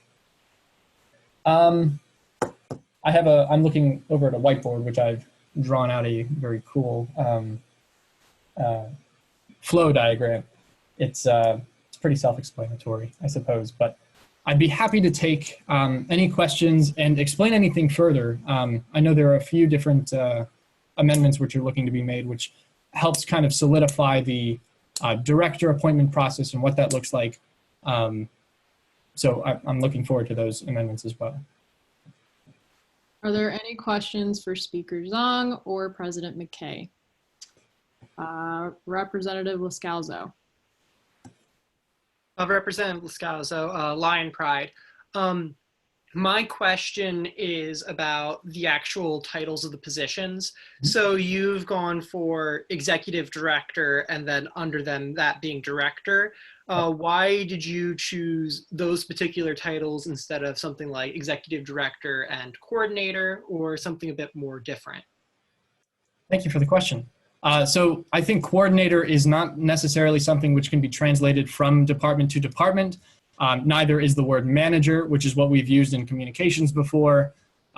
Coordinator works well, I think, for the structure and sustainability that we have. But with this change, I think, frankly, director of sexual assault and misconduct prevention would essentially, it sounds better. It makes more sense across the different departments. A better example would be, coordinator of social media or website coordinator doesn't entirely make too much sense, and it's not a very streamlined and uniform role across department to department. But director allows you to do exactly that while still emphasizing the difference in a department head with the word executive director in front of it. Representative Tierney. Tim Tierney at large. So in the constitutional change, I think it was 6.3.2, it said that the application must be open for at least 5 academic days. I'm just curious as to what your definition on academic days is, because my fear would be that if we were to approve that specific line, then we wouldn't be able to appoint any executive directors until we start in the fall, because we wouldn't have any academic days since we're off for summer. Interesting. Well, my take would be that we have a summer session, which continues from this upcoming Monday through the week before school starts.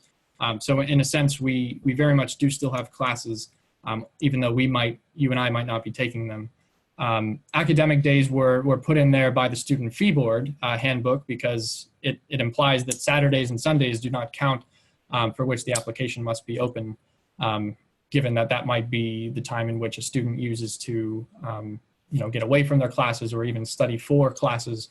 And so that time should not necessarily be focused on applying for one of these roles. And that's kind of my thinking there. Are there any other questions for Speaker Zong or President McKay?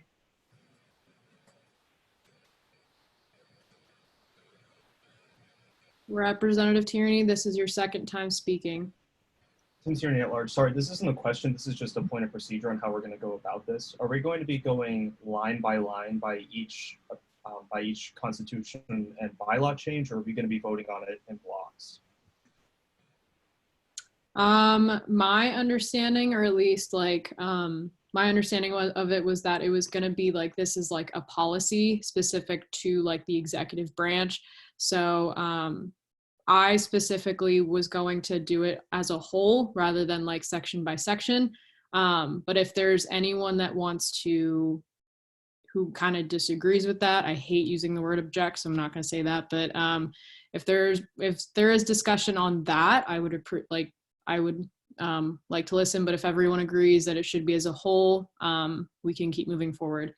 If not, if there are any questions for me or even Speaker Zong or President McKay, and then if no questions, we can now move into discussion. And this is where you can raise concerns if there are any. Chair Doherty.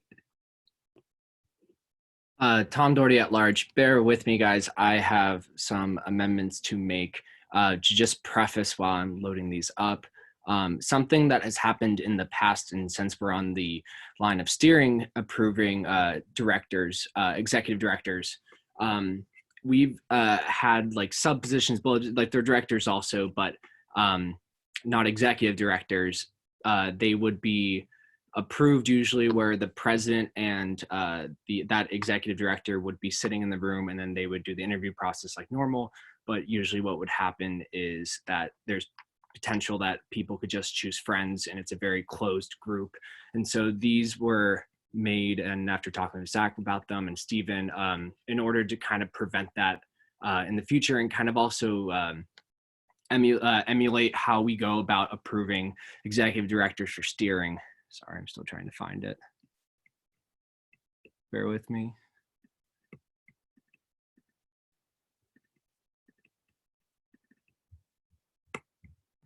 Okay, here we go.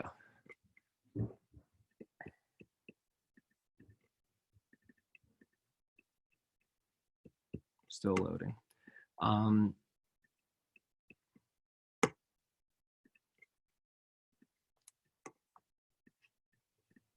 You're good. No one else's hand is raised. So if there is any other discussion, I can go to them. But for now, take your time. Sorry, it's taking a while to load.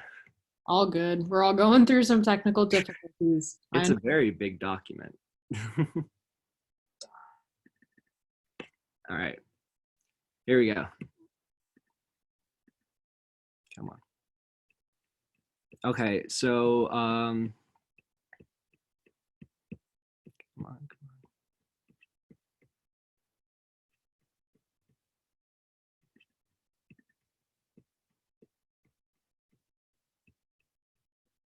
Okay. In Article 6.3, we wanted to add in, I wanted to add in a amendment to add 6.3.1, all subsidiaries of the University Park Undergraduate Association shall be considered departments of the executive branch. The executive directors of these subsidiaries shall, along with the UPUA president, the UPUA vice president, and the UPUA chief of staff, shall compose the executive cabinet. This cabinet shall vet all director appointments made by the UPUA president and the appropriate executive directors. So the idea that Zach and I had, at least for this, whenever we were going through it, is that the establishment of like a cabinet, again, like emulating how steering approves of the executive directors, just to make it a more thorough process, so there aren't people just appointing friends to positions, and then we'll have situations where maybe not the most qualified candidate was put into a position. Then our next one that we added below was in Article 6.3.12, Part C. We wanted to add in all directors must be appointed by the president with the consent of the appropriate executive director through a public application. This application must be open for at least 5 academic days. All directors must then be confirmed by a majority vote of the executive cabinet. So those are the 2 amendments. I'm happy to share them on the screen if I'm able to do that. But what I'm going to suggest is that, first of all, for the first amendment, what I'm going to ask you to do is repeat it and then ask for a second on it. Okay. And we'll go to the second one and ask if there's a second on that. So if you could go to your first part and then just clarify for everyone as well. Okay. I'm gonna privilege, if I can, real quick. Yeah. Tom, can you just copy and paste that into the Zoom chat so I can just copy and paste onto this doc? Absolutely. Perfect. In the chat? Yeah, the Zoom chat to everyone, just the amendments.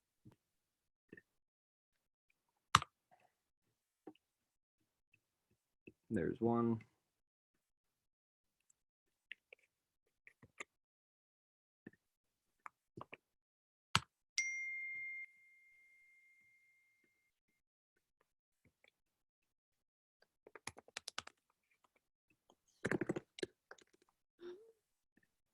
So I will start with the motion. Sorry. So I amend that Article 6.3.1, all subsidiaries of the University Park Undergraduate Association shall be considered departments of the executive branch. The executive directors of these subsidiaries shall, along with the UPUA president, the UPUA vice president, and the UPUA chief of staff, shall compose the executive cabinet. This cabinet shall vet all director appointments made by the UPUA president and the appropriate executive director. Is there a second? All right, and then with your next amendment. Okay, fun. I amend to add under Article 6.3.12, directors and staff, Part C, all directors must be appointed by the president with the consent of the appropriate executive director through a public application. This application must be open for at least 5 academic days. All directors then must be confirmed by a majority vote of the executive cabinet. Is there a second for that? Okay. And then Speaker Zong, since you're a co-sponsor for this, do you accept those amendments as friendly? I don't believe these are friendly, so we'll have to vote. Oh, nope, that's my bad. Okay. All right. Is there discussion on the amendments? Representative Mishler? Yeah, I was just wondering if Representative Brody could explain, he might have explained a little bit of the executive cabinet. Is that the entire executive branch or the exec that meets, which is only the only the directors and executive directors? If you could just clarify by cabinet.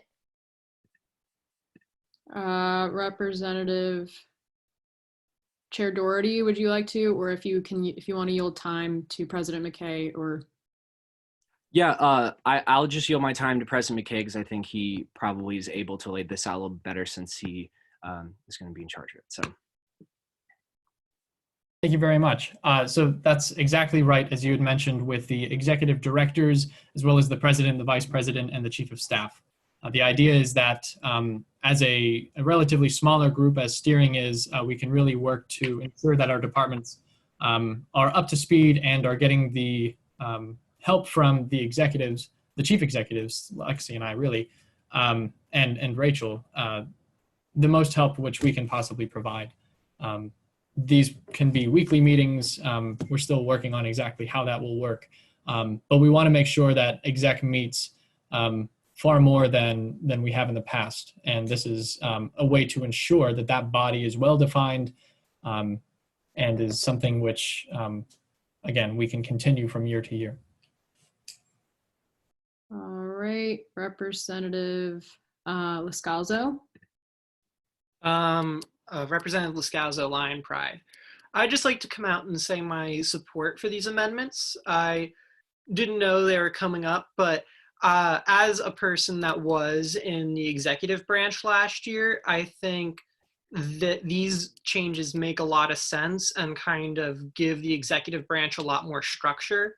Last year, as a person new to the UPUA, it kind of seemed like kind of randomly organized with not a lot of like, and there was a lot, it felt, I should say, like there was a lot of, people not being unqualified, but people may being appointed because they knew people within the organization.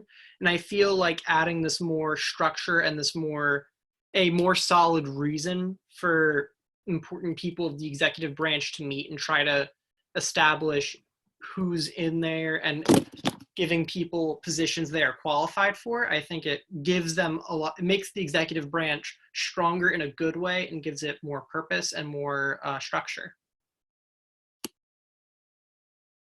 All right, Representative Shi. Yeah, Tony Shi, I see. So I just have a bit of like, something curious about Part B actually said all directors must be appointed by the president with the consent of the appropriate executive directors. Like, can someone actually clarify a little bit about what's the meaning of appropriate executive director? I can explain that. So for instance, if let's make up something real quick now.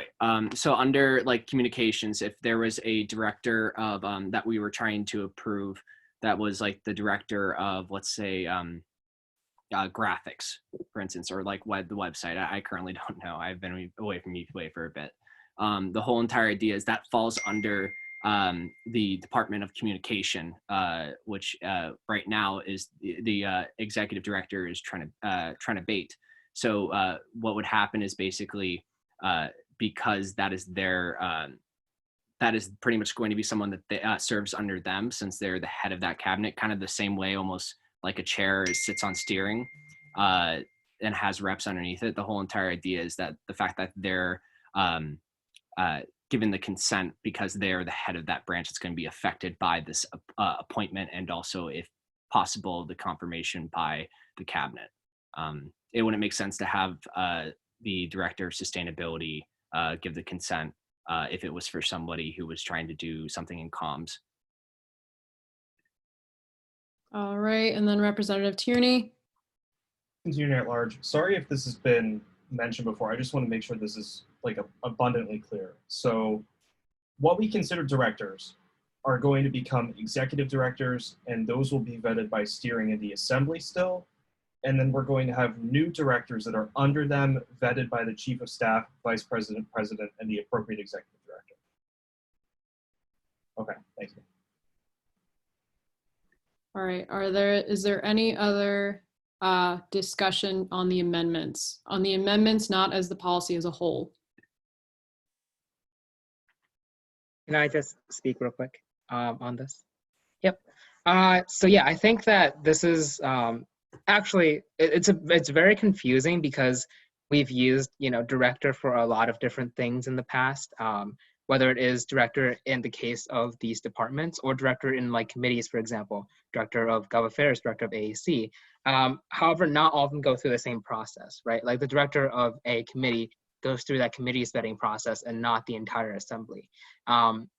And then you have these directors, which are going through the entire assembly, and head of departments too.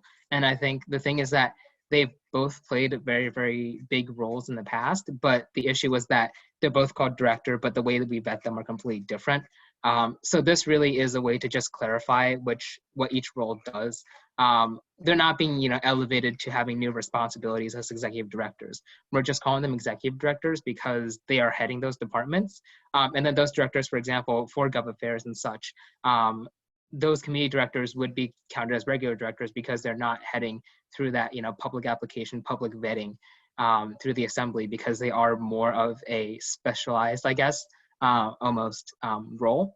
And this actually does, we actually tried to add a lot more transparency into the executive branch with these changes, because instead of these other directors just being vetted by the president and then the department head now, we're also requiring these directors to be confirmed by the majority vote of the executive cabinet. So it's the same way how we kind of talked about last week, how we wanted directors to have more transparency. And in terms of having them go through that public application process, getting vetted by General Assembly, this is saying the same thing about those regular directors, so being appointed but also voted on by executive directors that the Assembly voted on, which is very convoluted, of course, but it does add that additional layer of transparency. And everything else is really just wording changes to make everything go a lot more clear, because I'm sure if everyone who came into UPUA next year was literally completely new, they wouldn't know that something like the director of a committee and a director of a department have different vetting processes. They wouldn't know that these people have different specialized roles in the way that we've done through precedent. And this is just to make sure that when future leaders come in, they're able to have a more streamlined process and also add to that transparency that we keep talking about. All right, is there any other discussion on the amendments? If not, I'm gonna now launch a poll just because, let me see. All right, so just because the two amendments were fairly long, I did say in the poll to clarify the vote which needed, if needed, and I can do that again, and then speakers on can show the screen for the two. So I'm gonna launch the poll. Basically saying yes means you approve of the two amendments that Chair Doherty is suggesting. Saying no means you don't, and abstaining means you have some type of conflict or conflict of interest with it, or you weren't present for the discussion.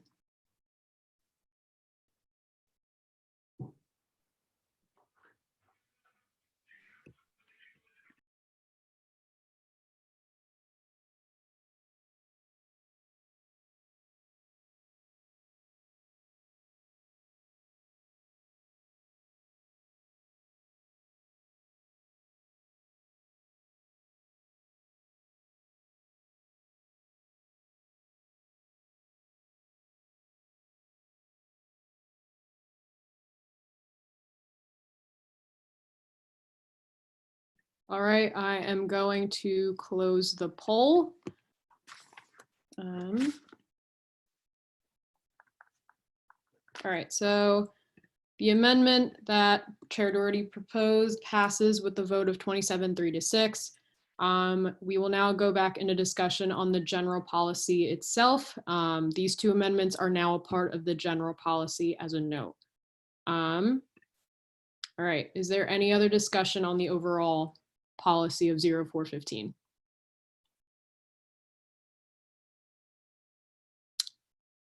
All right, seeing none, I will now close the floor for debate. Again, because this is policy, it does have to be voted on by roll call. Again, I believe I will give you the ability to unmute yourself just like last time. Unmute yourself when your name is called and then mute yourself immediately just so the background noise doesn't interfere with anything. Secretary, you may begin when you're ready. Arthi Kalor, Yes. Adeline Mishler, Yes. Alex Wu, Amanda Bird, Yes. Amy Gary,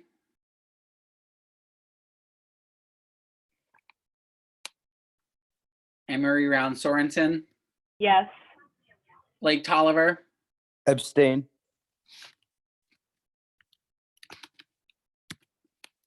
Brian Schultz,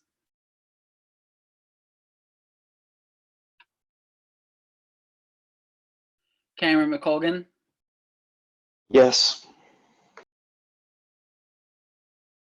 Kara Flegel, Yes. Dan Risser, Abstain. Aaron Bose, Yes. Jacob Klipstein, Yes. Jarrell Gibbs, Joshua Reynolds, Yes. Cara DeLucio, Yes. Kelly Sander, Yes. Carrie Eben, Yes. Lakin Meter, Yes. Louis Richardson, Marie Meisner, Yes. Manny Almonte, Maddie McIntyre, Yes. Megan Dalo, Yes. Najee Rodriguez, Abstain. Noah Robertson, Yes. Patricia Barungi, Yes. Rainier Foley DeFiore, Yes. Refugio Lara, Yes. Ryan Lascazzo, Yes. Samantha Brown, Yes. Sarah Jordan, Yes. Stephen Zhang, Yes. Sydney Gibbard, Yes. Sophie Palillo, Yes. Tim Tierney, Abstain. Tom Doherty, Yes. Tony Shi, Yes. Eugene Jung, Una Choi, Jeremy McGovern, Abstain. Kaylee Quinnen, Yes.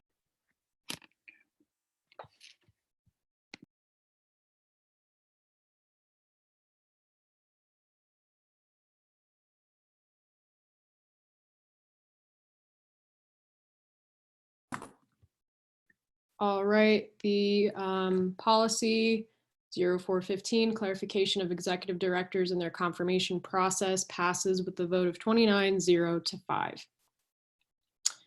All right, and now moving forward, we'll move into line item H, which is resolution 0315, establishment of a retail beverage sustainability commission. Chair Jordan, would you like to introduce this legislation?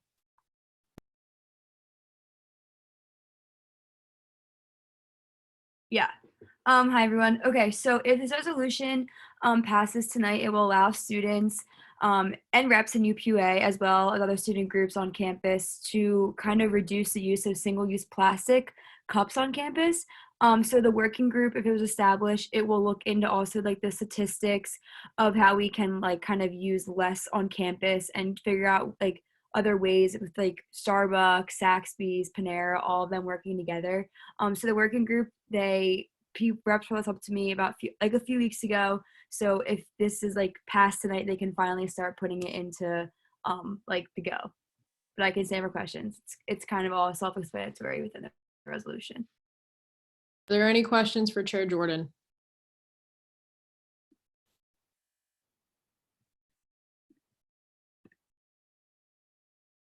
All right, seeing none, we'll now move into discussion.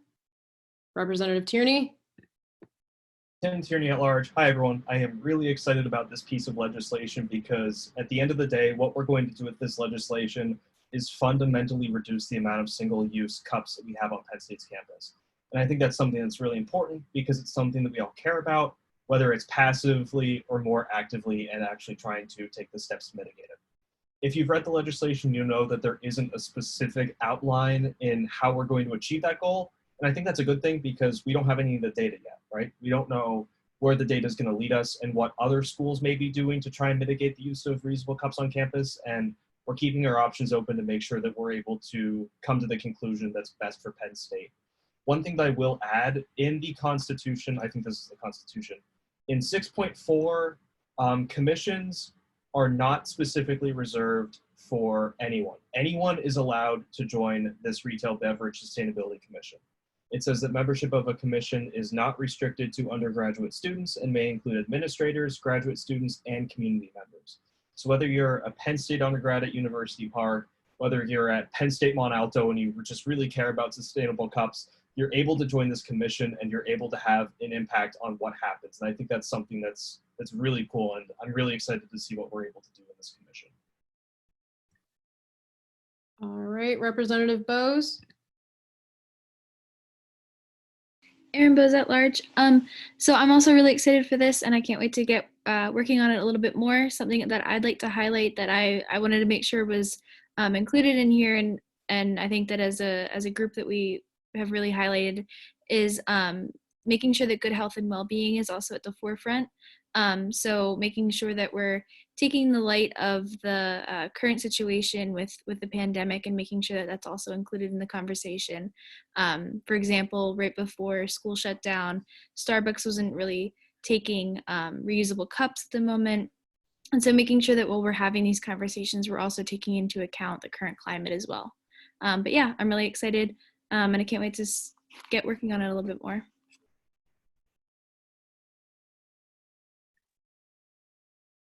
All right, is there any other discussion?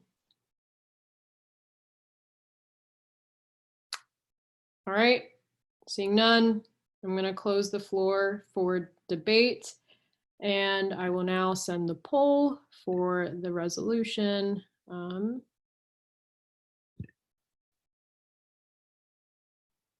right, I'll give it about like 2 minutes for you guys to vote.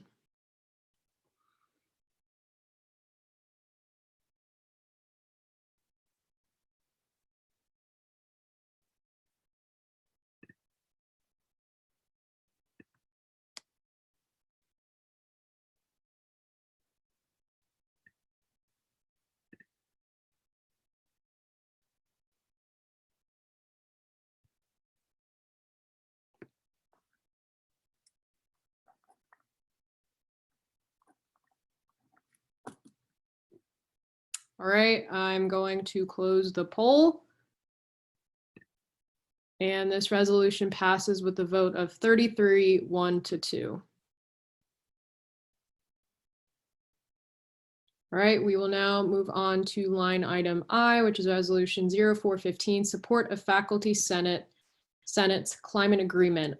Chair Barungi, would you like to introduce this legislation? And if you can raise your hand so I can unmute you.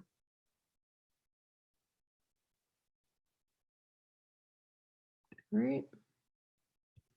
All right, hi guys. So this resolution is also kind of self-explanatory. It's basically in support of Faculty Senate's climate action resolution, which basically declares that the Penn State administration and upper leadership will develop some kind of university-wide climate action and adaptation plan in order to align itself with the United Nations 13 Sustainable Development Goals. And I'm just going to yield the rest of my time to Representative Foley DeFiore so that he can introduce the rest and give you guys a little bit more information. If you want to raise your hand and I'll unmute you. There you go.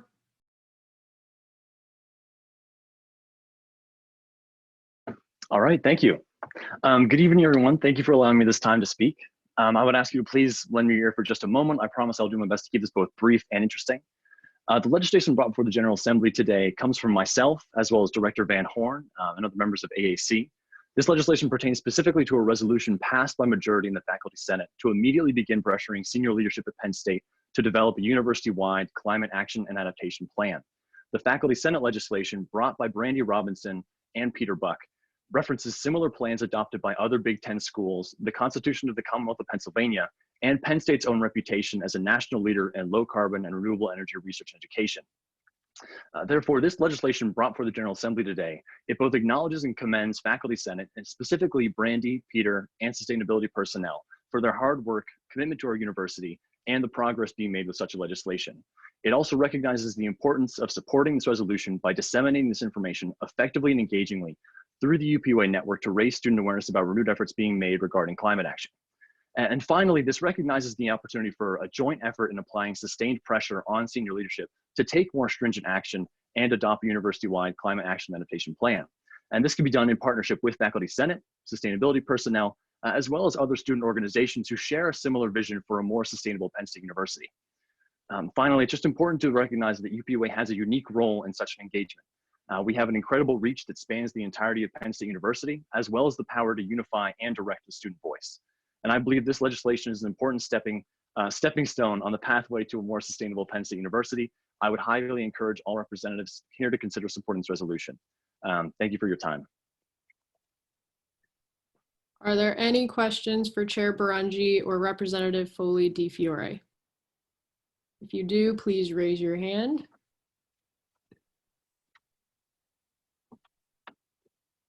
All right, seeing no questions, we'll now open the floor for discussion. Is there any discussion? Representative Flegel? Hi, Representative Flegel, Eberly College of Science. I would like to make 2 friendly amendments.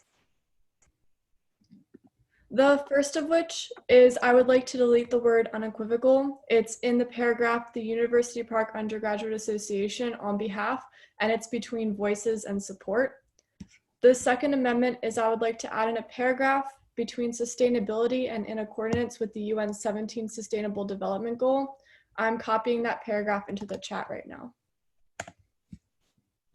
The reason I want to do these 2 amendments is because we want to make sure that we see large picture sustainability being continued after this resolution. This is in accordance with the university's vision. We just want to make sure that we see efforts in regards to sustainability continued after this resolution is passed. All right, to the co-sponsors, Chair Barangi and Representative Foley Di Fiore, just seeing if you guys take this as friendly before adding it, the 2 amendments, the word and also the paragraph. Yes. Okay. Since they have both accepted it as friendly, we'll keep going forward. Is there any other, no, yeah. Is there any other discussion? Representative Snyder. Hi, I also just have a friendly amendment. Same thing, I'm gonna paste a paragraph. This is gonna go below the paragraph that ends in resolution and above the Department of Communications. It's this, and I'm sending that now.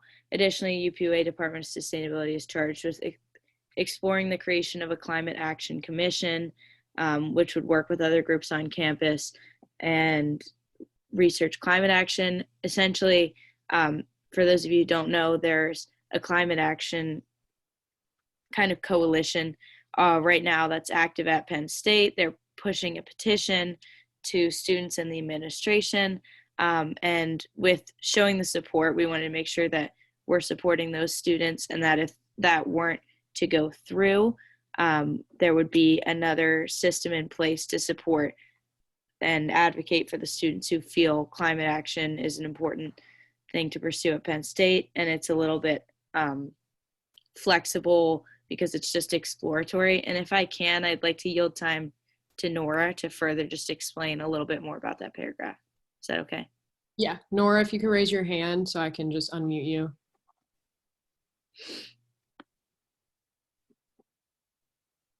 There you go. Hello. Oh, I'm echoing. Sorry. Thank you so much to all of the representatives that worked on this. As Kelly said, you know, this is a very yes and piece of legislation that we want to really reaffirm what Faculty Senate has done, but we want to ensure that we have continued pathways for advocacy for students later on. Like Kelly touched on, there's a cohort of students and faculty and administrators that are really passionate about climate action. And UPUA as a representative body has the capacity to further represent these students through collaborating with them and running things like surveys or reaching out to members of the student body. So I think that it's really integral that we continue to look into what kind of climate action can the UPUA push for as a representative body. And I think that the Department of Sustainability could do a great job with reaching out to members of the Sustainability Institute and Faculty Senate and working with the co-sponsors of this legislation to ensure that that kind of organizational structure would be effective in interrogating kind of that facet of Penn State. Thank you for yielding me time, Representative Snyder. Right, is there, first of all, back to Representative Snyder's paragraph amendment to the co-sponsors. Was that taken as friendly, or would you like discussion on it? Yes, Vice President, I take that as friendly. Okay. If there is any discussion on the amendment, I will still open the floor just for the sake, but Representative Gibbard, was it specifically for this amendment?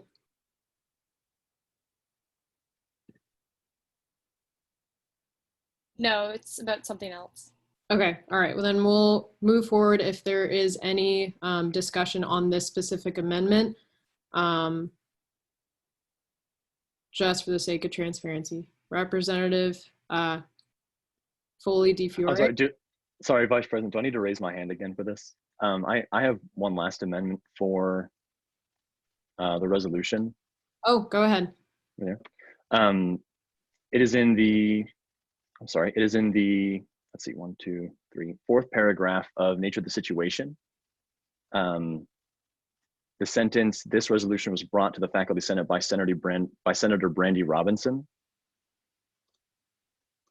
And then it should end after College of Earth and Material Sciences. I would like to add the phrase, and Peter Buck, comma, the academic programs manager of the Penn State Sustainability Institute. Is there a second?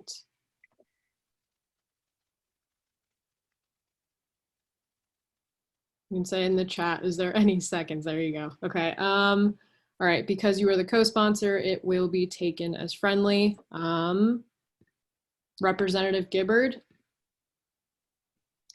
Yeah, Sydney Gibbard, College of Engineering. I just wanted to say that, well, first of all, shout out to all the people who worked on this. We had like a really good discussion in AAC, and then there was a lot of good discussions within the past week since our last AAC meeting that brought forth all these amendments that you're seeing today. But I just want to motion to add Kelly Snyder, College of Nursing, and Kara Flegel, Eberly College of Science as co-sponsors to the legislation. Is there a second? There you go. All right. Is there any other discussion? Just a quick point of information. I'll be adding the names afterwards. I just can't do the formatting right now. But I will have your names on legislation for sure. Thank you. All right. Is up Representative Mishler. Ally Mishler at large, obviously highly in support of this piece of legislation, but I also just wanted to take a minute for this not to go unnoticed that we have some new representatives who, you know, are co-sponsors on this legislation, and just to commend them for their work. This organization is so complex and confusing. I still don't know what's going on a lot of the time, and I've been here for 4 years, and we're making major, you know, constitutional changes and bylaw changes, and then to still see new representatives who have only been here for a few short weeks already taking initiative and stepping up on major issues like sustainability. Just want to commend them and continue to help those new representatives along. Obviously, they're doing a great job on their own. But just continue to help ease their transition as an assembly. Way to go. All right, is there any other discussion? All right, seeing none, I'm gonna close the floor for discussion. We'll now move into voting for Resolution 415. Support of Faculty Senate's climate agreement.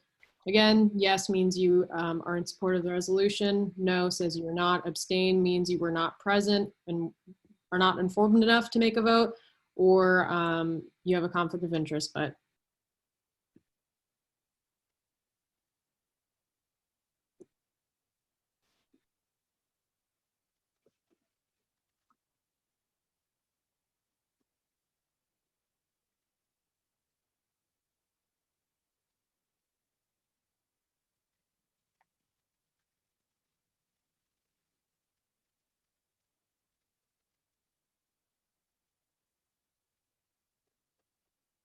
I'm going to give it like another 30 seconds for everyone to vote. Again, only elected representatives are able to vote.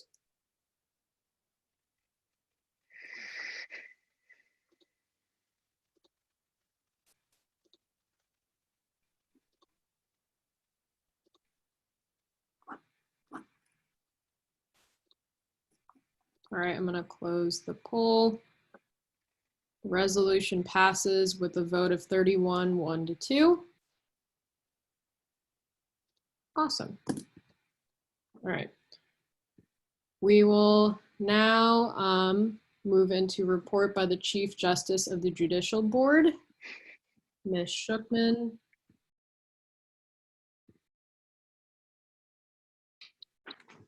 Okay, hi everyone. So the first announcement that I have is about reimbursement from elections expenses. So all candidates who ran in the election last month should have received an email from me, I believe Monday afternoon, detailing the process to get reimbursements for any campaigning expenses that you may have had. I did say in the email to please reach out by tomorrow. So if you do have any expenses that you spent during the campaigning period, if you're looking to get money back, just a reminder, if you ran as a representative, your total budget was $100, so you're eligible to receive up to $33 or 1/3 of that amount back. And if you ran as part of an executive ticket, you are eligible to receive up to $200 or 1/3 of your $600 budget back. And again, please respond to that email as soon as possible if you would like to get money reimbursed. We are on a bit of a time crunch for that. So just make sure that you do reach out if you're interested in getting reimbursed for any of your campaigning expenses. And I believe that's all I have. Thank you so much for confirming our 2 new justices tonight. We now have 3 associate justices on the board. So we are looking to fill 5 more spots. If you have anyone that's interested, definitely send them over to the application, which is on the UPUA website under current openings. So thank you. All right, are there any questions for Chief Justice Shookman?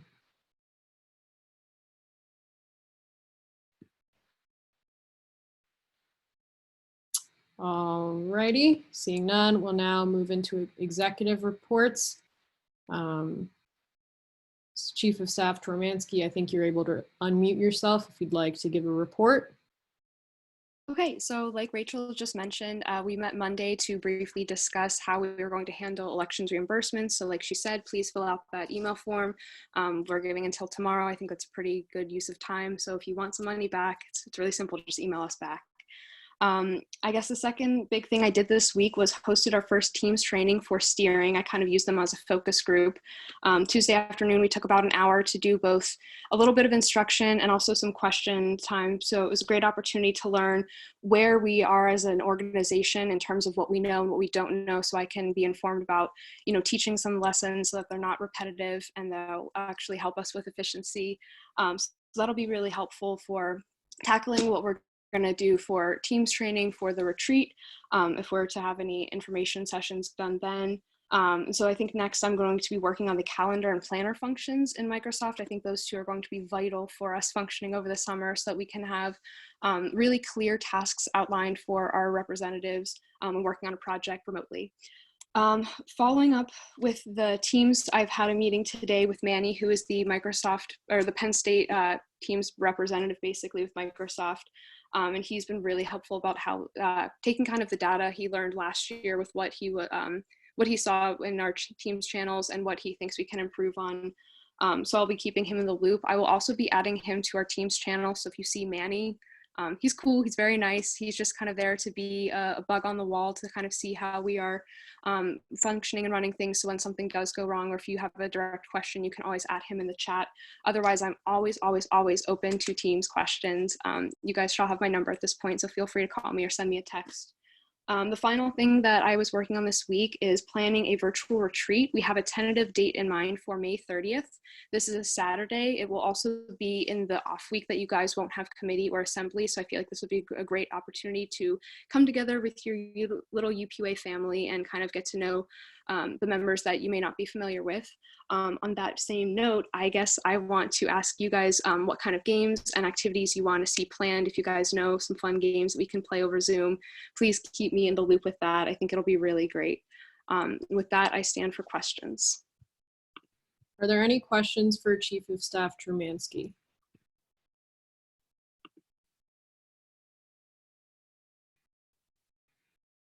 All right. Seeing no questions, we will now move on to report by the Speaker of the Assembly, Speaker Zhang. Yep. Hi, everyone. Sorry for this rather long meeting. I know there were some technical difficulties, but we're still trying to figure Zoom out. So I definitely hope that the next few ones will go a lot smoother. And just one of the points that I wanted to bring up regarding some issues that we had tonight. First, I would like to just publicly apologize to the justices, but also the directors. We did not consider swearing them in at the beginning of this meeting when we should have. We will make sure to swear them in at the beginning of the next meeting. And I think it's a very important precedent to set to make sure that all, I think, UPUA members, regardless of who they are, should be sworn in under the oath that we are required to take as representatives, and that should really expand to everyone. So I definitely apologize for that. And we'll make sure that you guys are able to be sworn in next time. Another thing that's a lot more serious, and I can take questions for after my report, I was just informed that policy 415, with the establishment of the changes to the executive directors, actually did not pass, and that was my bad. I said that we needed 2/3 to pass the policy, but because it was a constitutional change, we actually required 3/4 vote of the entire assembly. Because we had 40 representatives, this entire assembly, the 3/4 minimum requirement should be 31 people, and our vote was 30, 0, and 5. So we're in a weird situation of limbo where the bylaws passed, but the Constitution did not.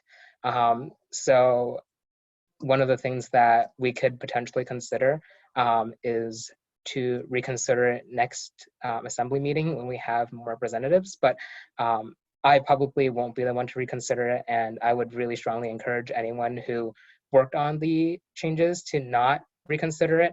And if any representative outside of the people who worked on it would like to next assembly, they can. It's just that I don't want to set the precedent that people are able to bring up legislation over and over again. And this is just another reminder in regards to the votes. Abstention should be only used when you have a conflict of interest or you aren't in the room. If you don't have any conflict of interests, you should be voting no on legislation if you disagree with it, voting yes if you agree with it. If you want to be neutral, you still have to make a choice. That's just one of the sacrifices we do as representatives. It's supposed to be on your voting record. You're supposed to show your understanding of the policies. So just for abstentions in general, especially for some of the new representatives, only abstain if you genuinely weren't in the room for anything, or only abstain if you do have a conflict of interest with what's being passed. But otherwise, 100% vote no or vote yes, and realize that you are in this room because we trust your decisions. The university and all the students trust your decisions. So vote with your conscience and vote with conviction.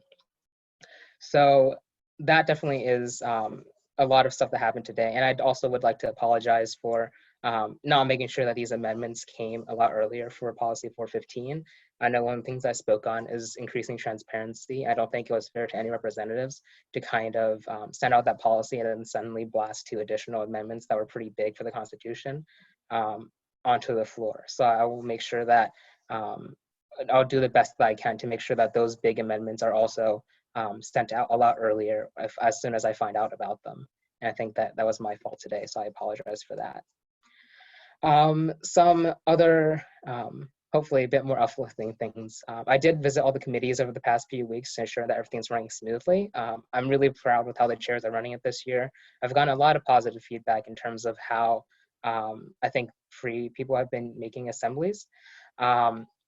Making committee meetings. I did send out one-on-ones on my email on Monday as well. And if you guys haven't signed up, please do. I just really want to check on everyone, just hear everyone's concerns, make sure that everything is up to date. If you haven't signed up for any one-on-ones, I'll be contacting you personally sometime around the end of this week, just to make sure that those are in. Yeah, and on Monday I met with the communications department from the university and the borough to discuss how to create a positive message moving forward to reduce the COVID-19 outbreak in State College. One of the big things that we discussed was the increased danger to people just from people coming in to move out, and just people and students not necessarily wearing masks when they're walking around. So we wanted to see how we can really create a positive message for that and make sure that we're all in this together and people understand that you do have to, step up and be responsible if we want to be back in session in State College in the fall. Another thing that's on my agenda is that I plan to send an email to SOTP Director Dan Murphy very, very soon, just requesting a meeting on how UPUA can be more involved in orientations, just so that we're able to really reach the different freshmen and new transitioning students into Penn State and have more of that visibility that I think UPUA desperately needs. So yeah, I apologize for the very long report, but I can stand for questions. Are there any questions for Speaker Zong?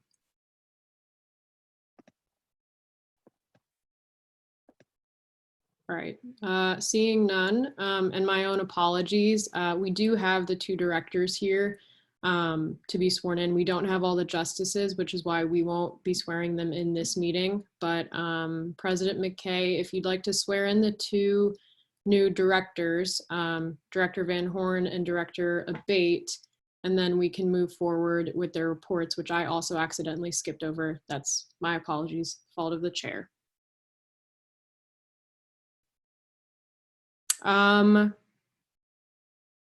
Technically, yes, it does have to be added to the agenda simply because we had a swearing in of the College of Arts and Architecture and representative of IFC.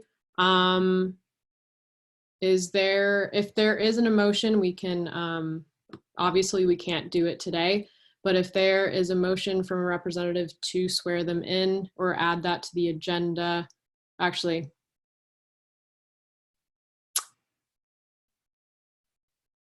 yes. If there's a motion to suspend the rules in order to swear them in, just because the adoption of the agenda did pass. All right, so there has been a second for that one. All right, so give me a second because that does require a vote.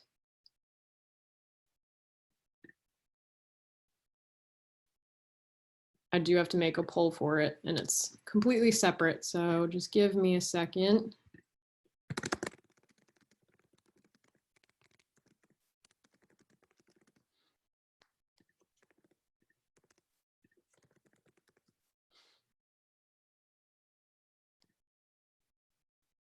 All right, let me see if I can get it up. All right, so there's been a motion to suspend the rules simply because of, for the motioning or, wow, the swearing in of the directors. So I'm now going to launch a poll for motion to suspend the rules. I will then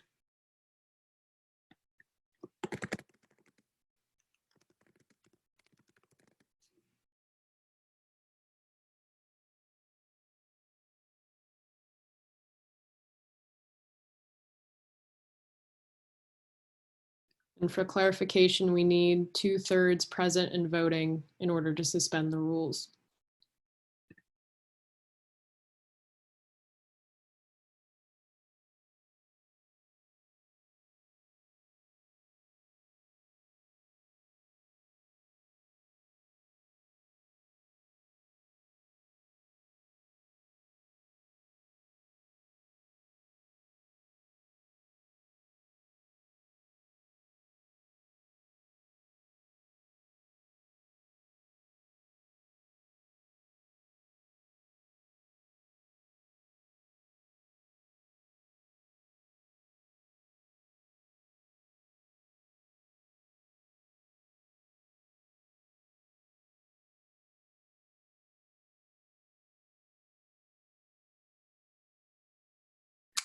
Thank you. All right, so this does require a 2/3 vote of members present and voting. That number is 31. The vote has been 32, 2-1. With that being said, President McKay, if you'd like to swear in the directors, you now may. And then if the directors, if you can raise your hand so I can just unmute you.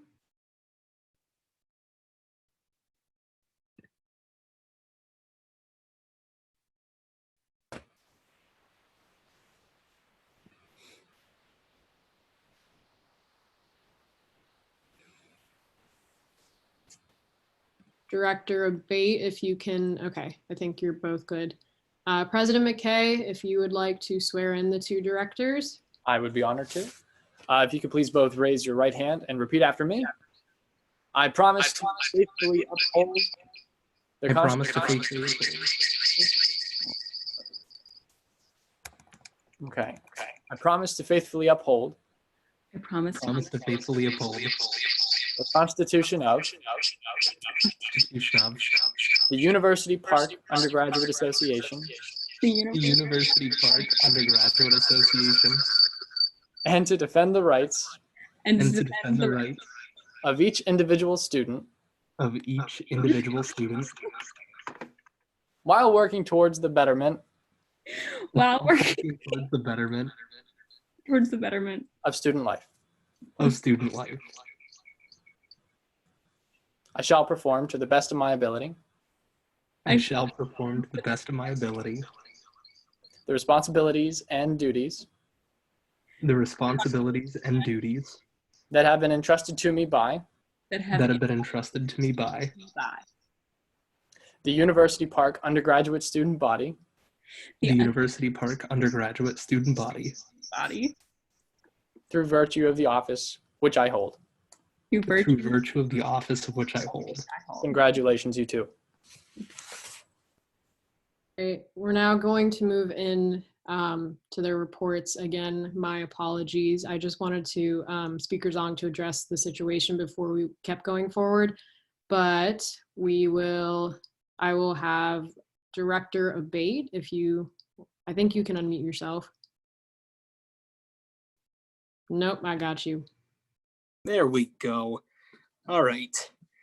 Hi, everyone. This has been something. So first and foremost, excited to get to work with everybody. Now that the confirmation has officially gone through, I'm going to start building up the department. So this is going to include a couple of the things that we've been used to in the communications department, bringing in some more graphic designers. I know I talked about that in the confirmation speech that I gave a couple weeks ago. But then we're also going to be looking at designing a couple new things in the department. Specifically, I think what we're going to end up doing is making kind of an idea that we've been working on, a couple people in the executive branch, making something called the photography corps. So bringing in more photographers, that's going to allow for a little bit more ease of access to make sure that all of the events that we have are covered, and that we can have some more professional photographs being taken and stuff like that. So going to start working on developing the department, getting some more people involved over the next couple weeks. Specifically in the next 2 weeks before the next meeting, I'm going to look to meet with each one of the committee chairs, so we can start talking about their needs over the summer and then moving into the fall semester, just specifically how we're going to be interacting and stuff like that. So more on that to come at the next meeting.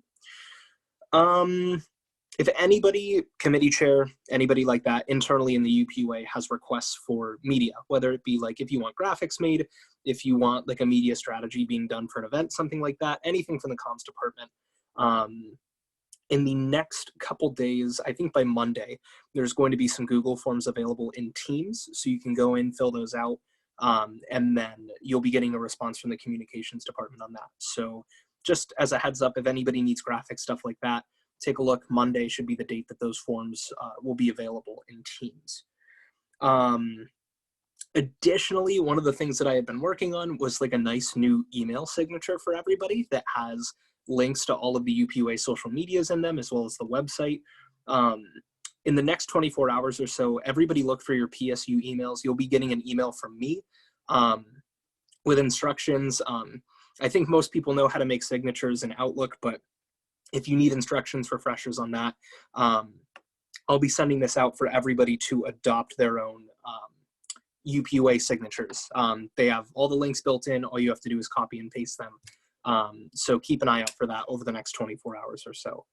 And then finally, if there are any reporters left on the call, I know that we had a lot of developments happen today. If you want to stay on to the end of the meeting, I'll be happy to take any questions. And then at that point, if representatives would just like to log off the Zoom meeting after we've adjourned and stuff like that, if any reporters want to talk about some of the stuff that's gone on, I'll stay on for a few extra minutes. I think that is it. Are there any questions for Director Abate?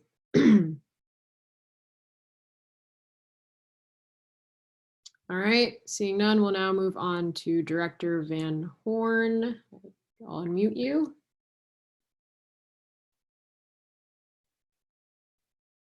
All right, I see her chat. All right, we'll keep moving on. If you have any questions for Director Van Horn, her number is in the chat as she is provided, but we'll keep moving forward. Now, comments of the committees. Chair Baranji with Academic Affairs. I got you. All right, hey guys. First of all, I just want to say thank you so much for passing this resolution. I think it's a great step in AAC to support this, and definitely a huge step for Faculty Senate. So I really want to thank Nora, Rainier, Kara, and Kelly, and just AAC as a whole for working on this and being able to pass it through. And I'm excited to see how it's followed through with. Over this past week, we had committee last Saturday, so we were able to confirm all of the current academic reps and appoint them to Faculty Senate committees. So as we continue to fill like academic college vacancies, we'll be able to assign those reps to committees as well. I'll be holding one-on-ones this week with representatives starting on Friday, and I just sent out that sign-up sheet today actually. So if you guys can check in the teams and sign up, I try to make it super easy, so you can just click it. It'll take less than 30 seconds. Thank you to those of you who have already signed up. So we will not be having committee on this coming Saturday, but the week after, just because one-on-ones will take place of that. I have been in contact with all of the different working groups that AC usually works with. I'm still waiting on a few people to fill some of those committees and working groups, specifically for the Canvas Advisory Board and the Line Path Advisory Board. So if you have, oh, and also the short edition advisory board as well, which works with the library. So if you have any questions about that, or if you're interested, please reach out to me so that I can appoint people to those as well.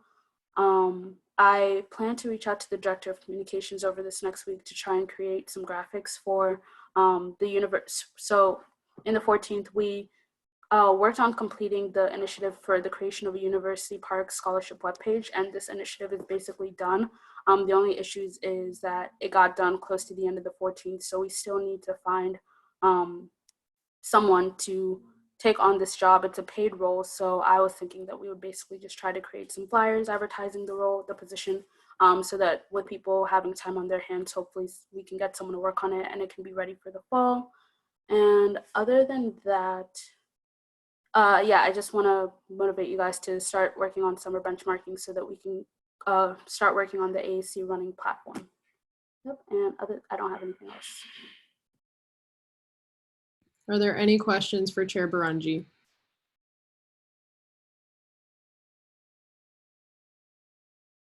All right, seeing none, we'll now move into comments of facilities with Chair Jordan.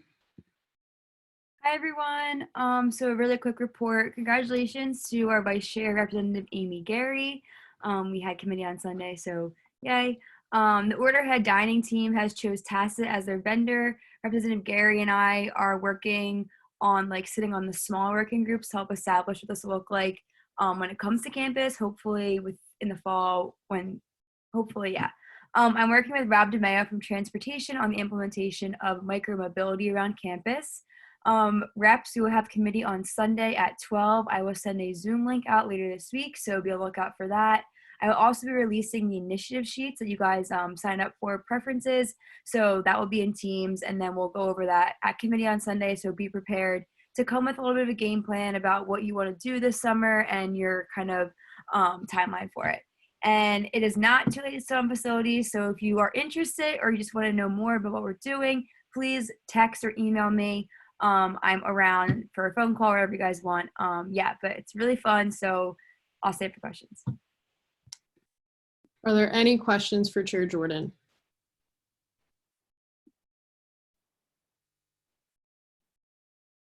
All right, we will now move on to comments of governmental affairs with Chair Doherty.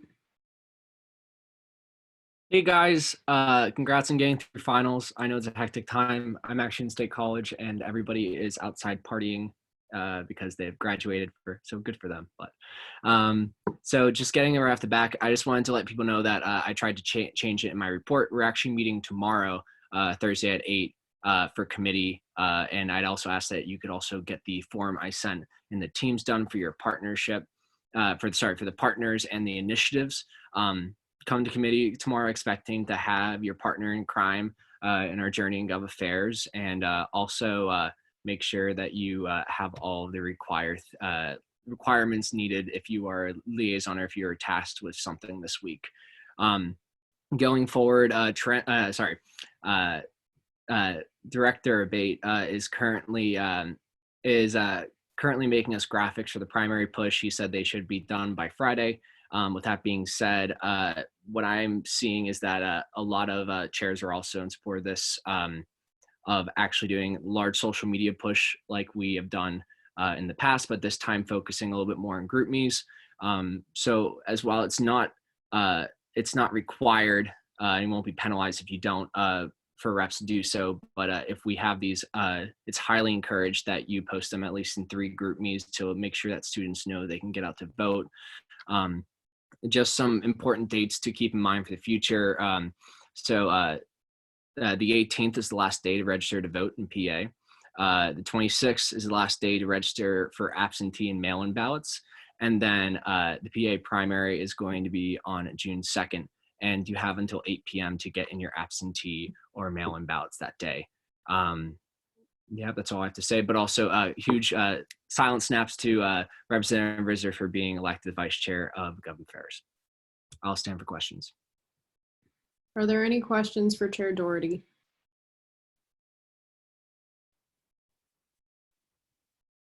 All right, seeing none, we'll now move on to comments of justice and equity with Chair Rodriguez.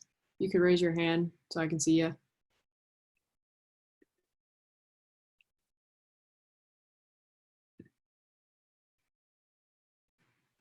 Good almost morning, everyone. Wake up. Hi. Hello. I am so excited to delve into the chair report for today. I would first like to congratulate the first ever, we never get tired of using that, Vice Chair of the Justice and Equity Committee, Arthi Kaler. Please give her a big round of emoji applause in the Zoom. And speaking of newly elected Vice Chair Kaler, please fill out the initiative interest form that she sent out and the J&E teams so you can divulge all your passions so that we can transform your emotion and passion into projects. And if you don't have passions just yet, that is perfectly okay, as we will be also allowing you to identify areas of interest that you may have interest in working in the future in one of the categories that's provided in that sublet. And as soon as they're completed, one-on-ones will subsequently follow. I hope you're really excited, because I am. I really want to get to know you, and it's so close to that day. Just please fill out that form so we can move on to the next step. So I recently spoke with Black Caucus Representative Blake Tolliver to begin the formative stages of writing legislation to charge a roundtable with the goal of discussing racial justice and the mechanisms to enact those changes at the University Park campus here at Penn State. And this is due to a lot of the cases that have occurred this year that have really brought attention to the disparities of justice that exist presently in the State College area and of course nationally, and it's been very important that we address that. If you have any interest in hearing about that or in contributing, please attend our meeting this Friday, which I'll get more into detail later, or just reach out to Representative Tolliver for more information. Just want to give a huge shout out to him. He's been really helpful and amazing, and really excited to begin the work that is so desperately needed. Outreach has been initiated in anticipation of the creation of a roundtable to discuss how COVID-19 is disproportionately affecting communities of color and how we can best address the burden that may fall on students. Just some context to that, there will be resolutions being presented at our next meeting in regards to both of these issues that are very serious. Communities of color and underrepresented communities in general are being disproportionately impacted by the virus in many socioeconomic ways. And it's important that we do what we can as an advocacy organization to address that. If you have any interest in contributing to that project, please contact me. The second ever Justice and Equity meeting will take place, not first, second, after the release of a Zoom link on the same day, this Friday, May 15th at 5 p.m. Eastern Standard Time. Please attend. And then just 2 more comments. I'm sure that I promise they'll be quick. I just really wanted to iterate the statement for future reference. To all of you, if you are in any chance listening still, your allyship is very much important when it comes to representing and advocating for underrepresented communities. Please do not be discouraged from contributing to the committee in the future if you aren't a member of these specific communities. Your help is still necessary in any way. Even if you make the choice ultimately not to join Justice and Equity, that's not going to stop you from participating or helping initiatives. I will not stop you. Nobody will stop you. We're here to support you. The tasks for this newly founded committee are gargantuan in many ways. And many communities need our collective assistance to at least begin the essential work of tackling these issues. So please contact me if you have any ideas or passion projects or initiatives that fall into that realm, because we need to establish precedent for the future.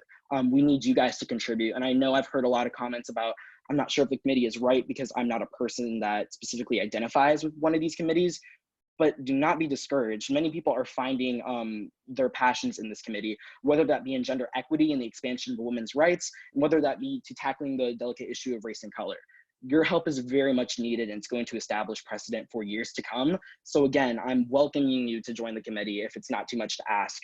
This upcoming Friday, just send over a text. I'd be more than happy to maybe have a sit down and virtual call with you. Just please reach out. Thank you, and have a great rest of your night, guys. Are there any questions for Chair Rodriguez?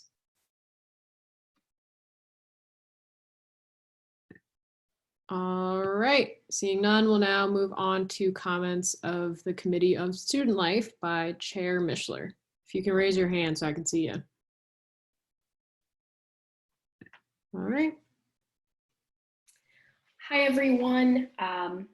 I'm going to give a little brief report. If you're still with me and you're listening and you have some energy, type your favorite color into the chat, just so I know we have some activity here. Not too much to take up your time with.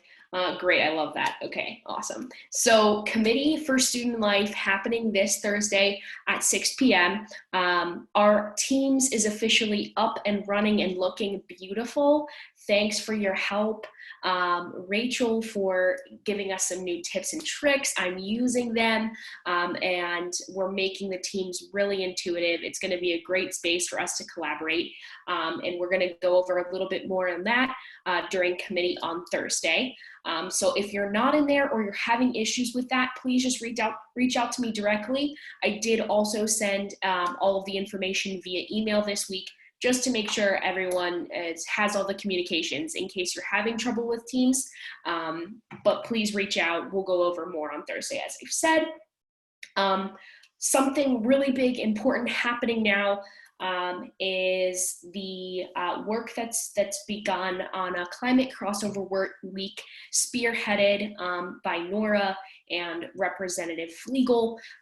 They're taking their passions into a really big, massive idea that we need your help on regardless of the committee that you sit on. So the Climate Crossover Week will be housed in student life, but it has a lot of different legs to it, including facilities kind of initiatives and projects that we want to do with the creamery as it pertains to vegan ice cream and more sustainable packaging options in the creamery.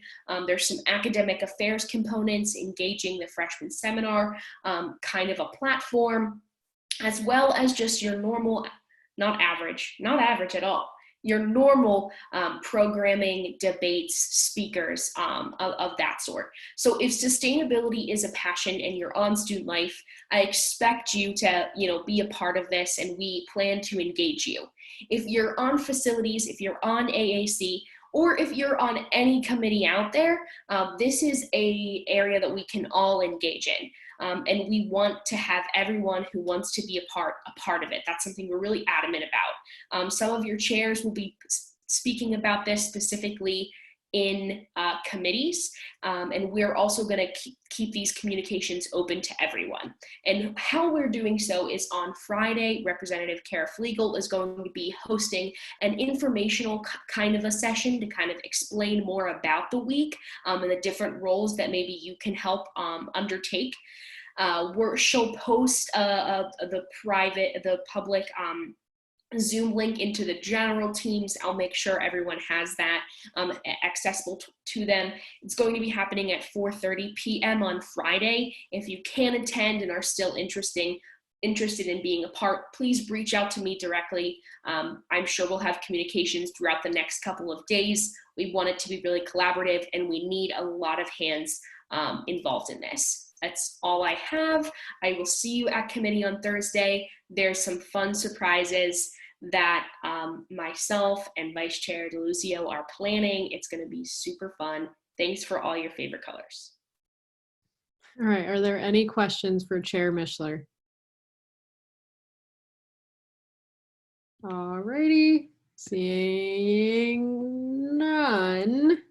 We will now move to the comments of the good of the order. If you have anything to say, please raise your hand in the participants tab. I really want to get a t-shirt that says that because of the amount of times I've said it. All right, Representative Tierney. Tierney at large. I promise this will be brief. I just wanted to thank you all for passing the resolution that supported the Retail Beverage Sustainability Commission. I think it's going to make Penn State turn a little bit more green, which is awesome. But the commission, as per the Constitution, like I said, it is open to anyone, not just a Penn State undergrad, not just University Park. It can be anyone.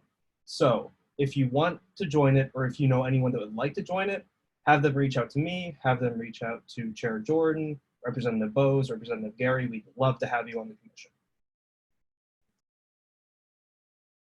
Alrighty, Representative Liscalzo.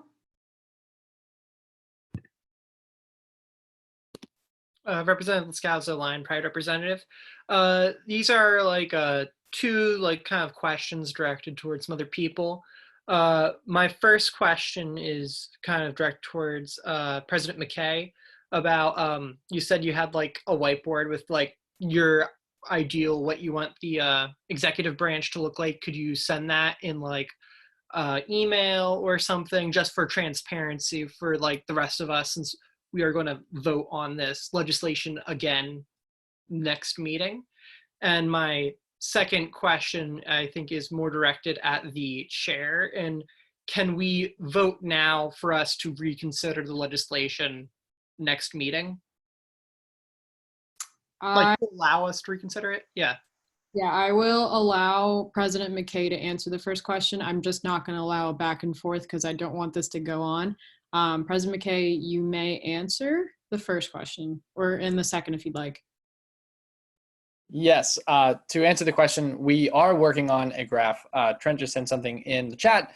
Communications is kind of up on it right now. It's right behind me. Really exciting stuff. And I'll be sure to kind of digitize it and send it out in a little bit more of a easy to read format. All right, and then I think I will call on Speaker Zong to answer your second one. Yeah, so By the Constitution, we aren't allowed to reconsider legislation that's already failed once. So if we wanted to reconsider, it would be to motion to add it onto the agenda next assembly meeting. And again, if anyone has any questions about this at all, not just the Constitution, but the policy or procedure or anything, please text me or email me, or redirect your questions to Director of Communications Abate as well, because he was parliamentarian last year. And we do want to, get this right and make sure that we aren't setting bad or dangerous precedent for anything in the future. So yeah, any questions at all, please let us know and we'll work with you. All right, Representative Flegel. Hey everyone, Representative Flegel, Eberly College of Science. I just wanted to touch briefly on what Representative Mishler said about the climate crossover, and I wanted to extend my email and phone number, which I'll be putting in the chat right after this. So if you have any questions or want to get involved in this by any means, just contact me if you have, once again, any questions. Thanks. All right, is there anyone else for comments of the good of the order? I briefly just want to say thank you for everyone bearing with us. I know with any new assembly, there's always going to be little new kinks here and there. And I do apologize for especially the beginning of this meeting and also just going forward.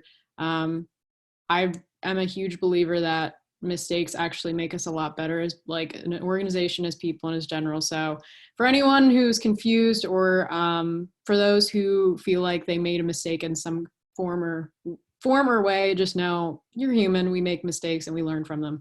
But that was my quick thing. Is there anyone else for comments of the good of the order? All right, seeing none, Secretary, will you please take closing roll call? I will give you the ability to unmute yourself again. Unmute yourself when you hear your name, mute yourself again so that there isn't a lot of interference. Zachary McKay. Here. Lexi Pathical. Here. Arthi Kalor. Here. Adeline Mishler. Here. Alex O. Amanda Bird. Here. Amy Gary. Here. Anne-Marie Round Sorensen. Here. Blake Tolliver. Here. Brian Schultz. Here. Cameron McColgan. Here. Kara Flegel. Here.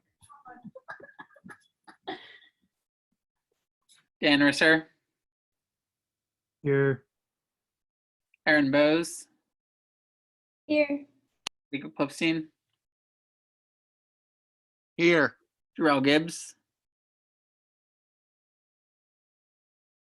Joshua Reynolds. Here. Carrie DeLucio. Here. Kelly Snyder.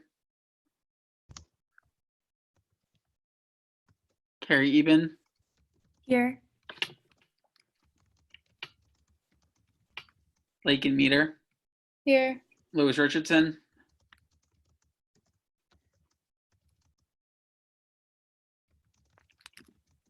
Marie Meisner. Here. Manny Almonte.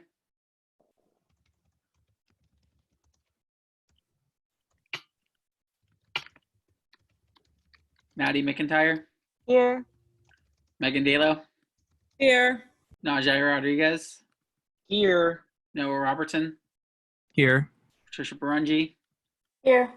Rainier Foley DiFiore. Here. Refugio Lara. Here. Ryan Lascalzo. Here. Samantha Brown. Here. Sarah Jordan. Here. Stephen Zhang. Here. Sarah Jordan. I'm here. Oh, sorry. Sydney Gibbard. Here. Sophie Palillo. Here. Jim Tierney. Here. Tom Doherty. Here. Tony Shi. Here. Eugene Jung. Una Choi. Jeremy McGovern. Kaylee Quinnen. Here.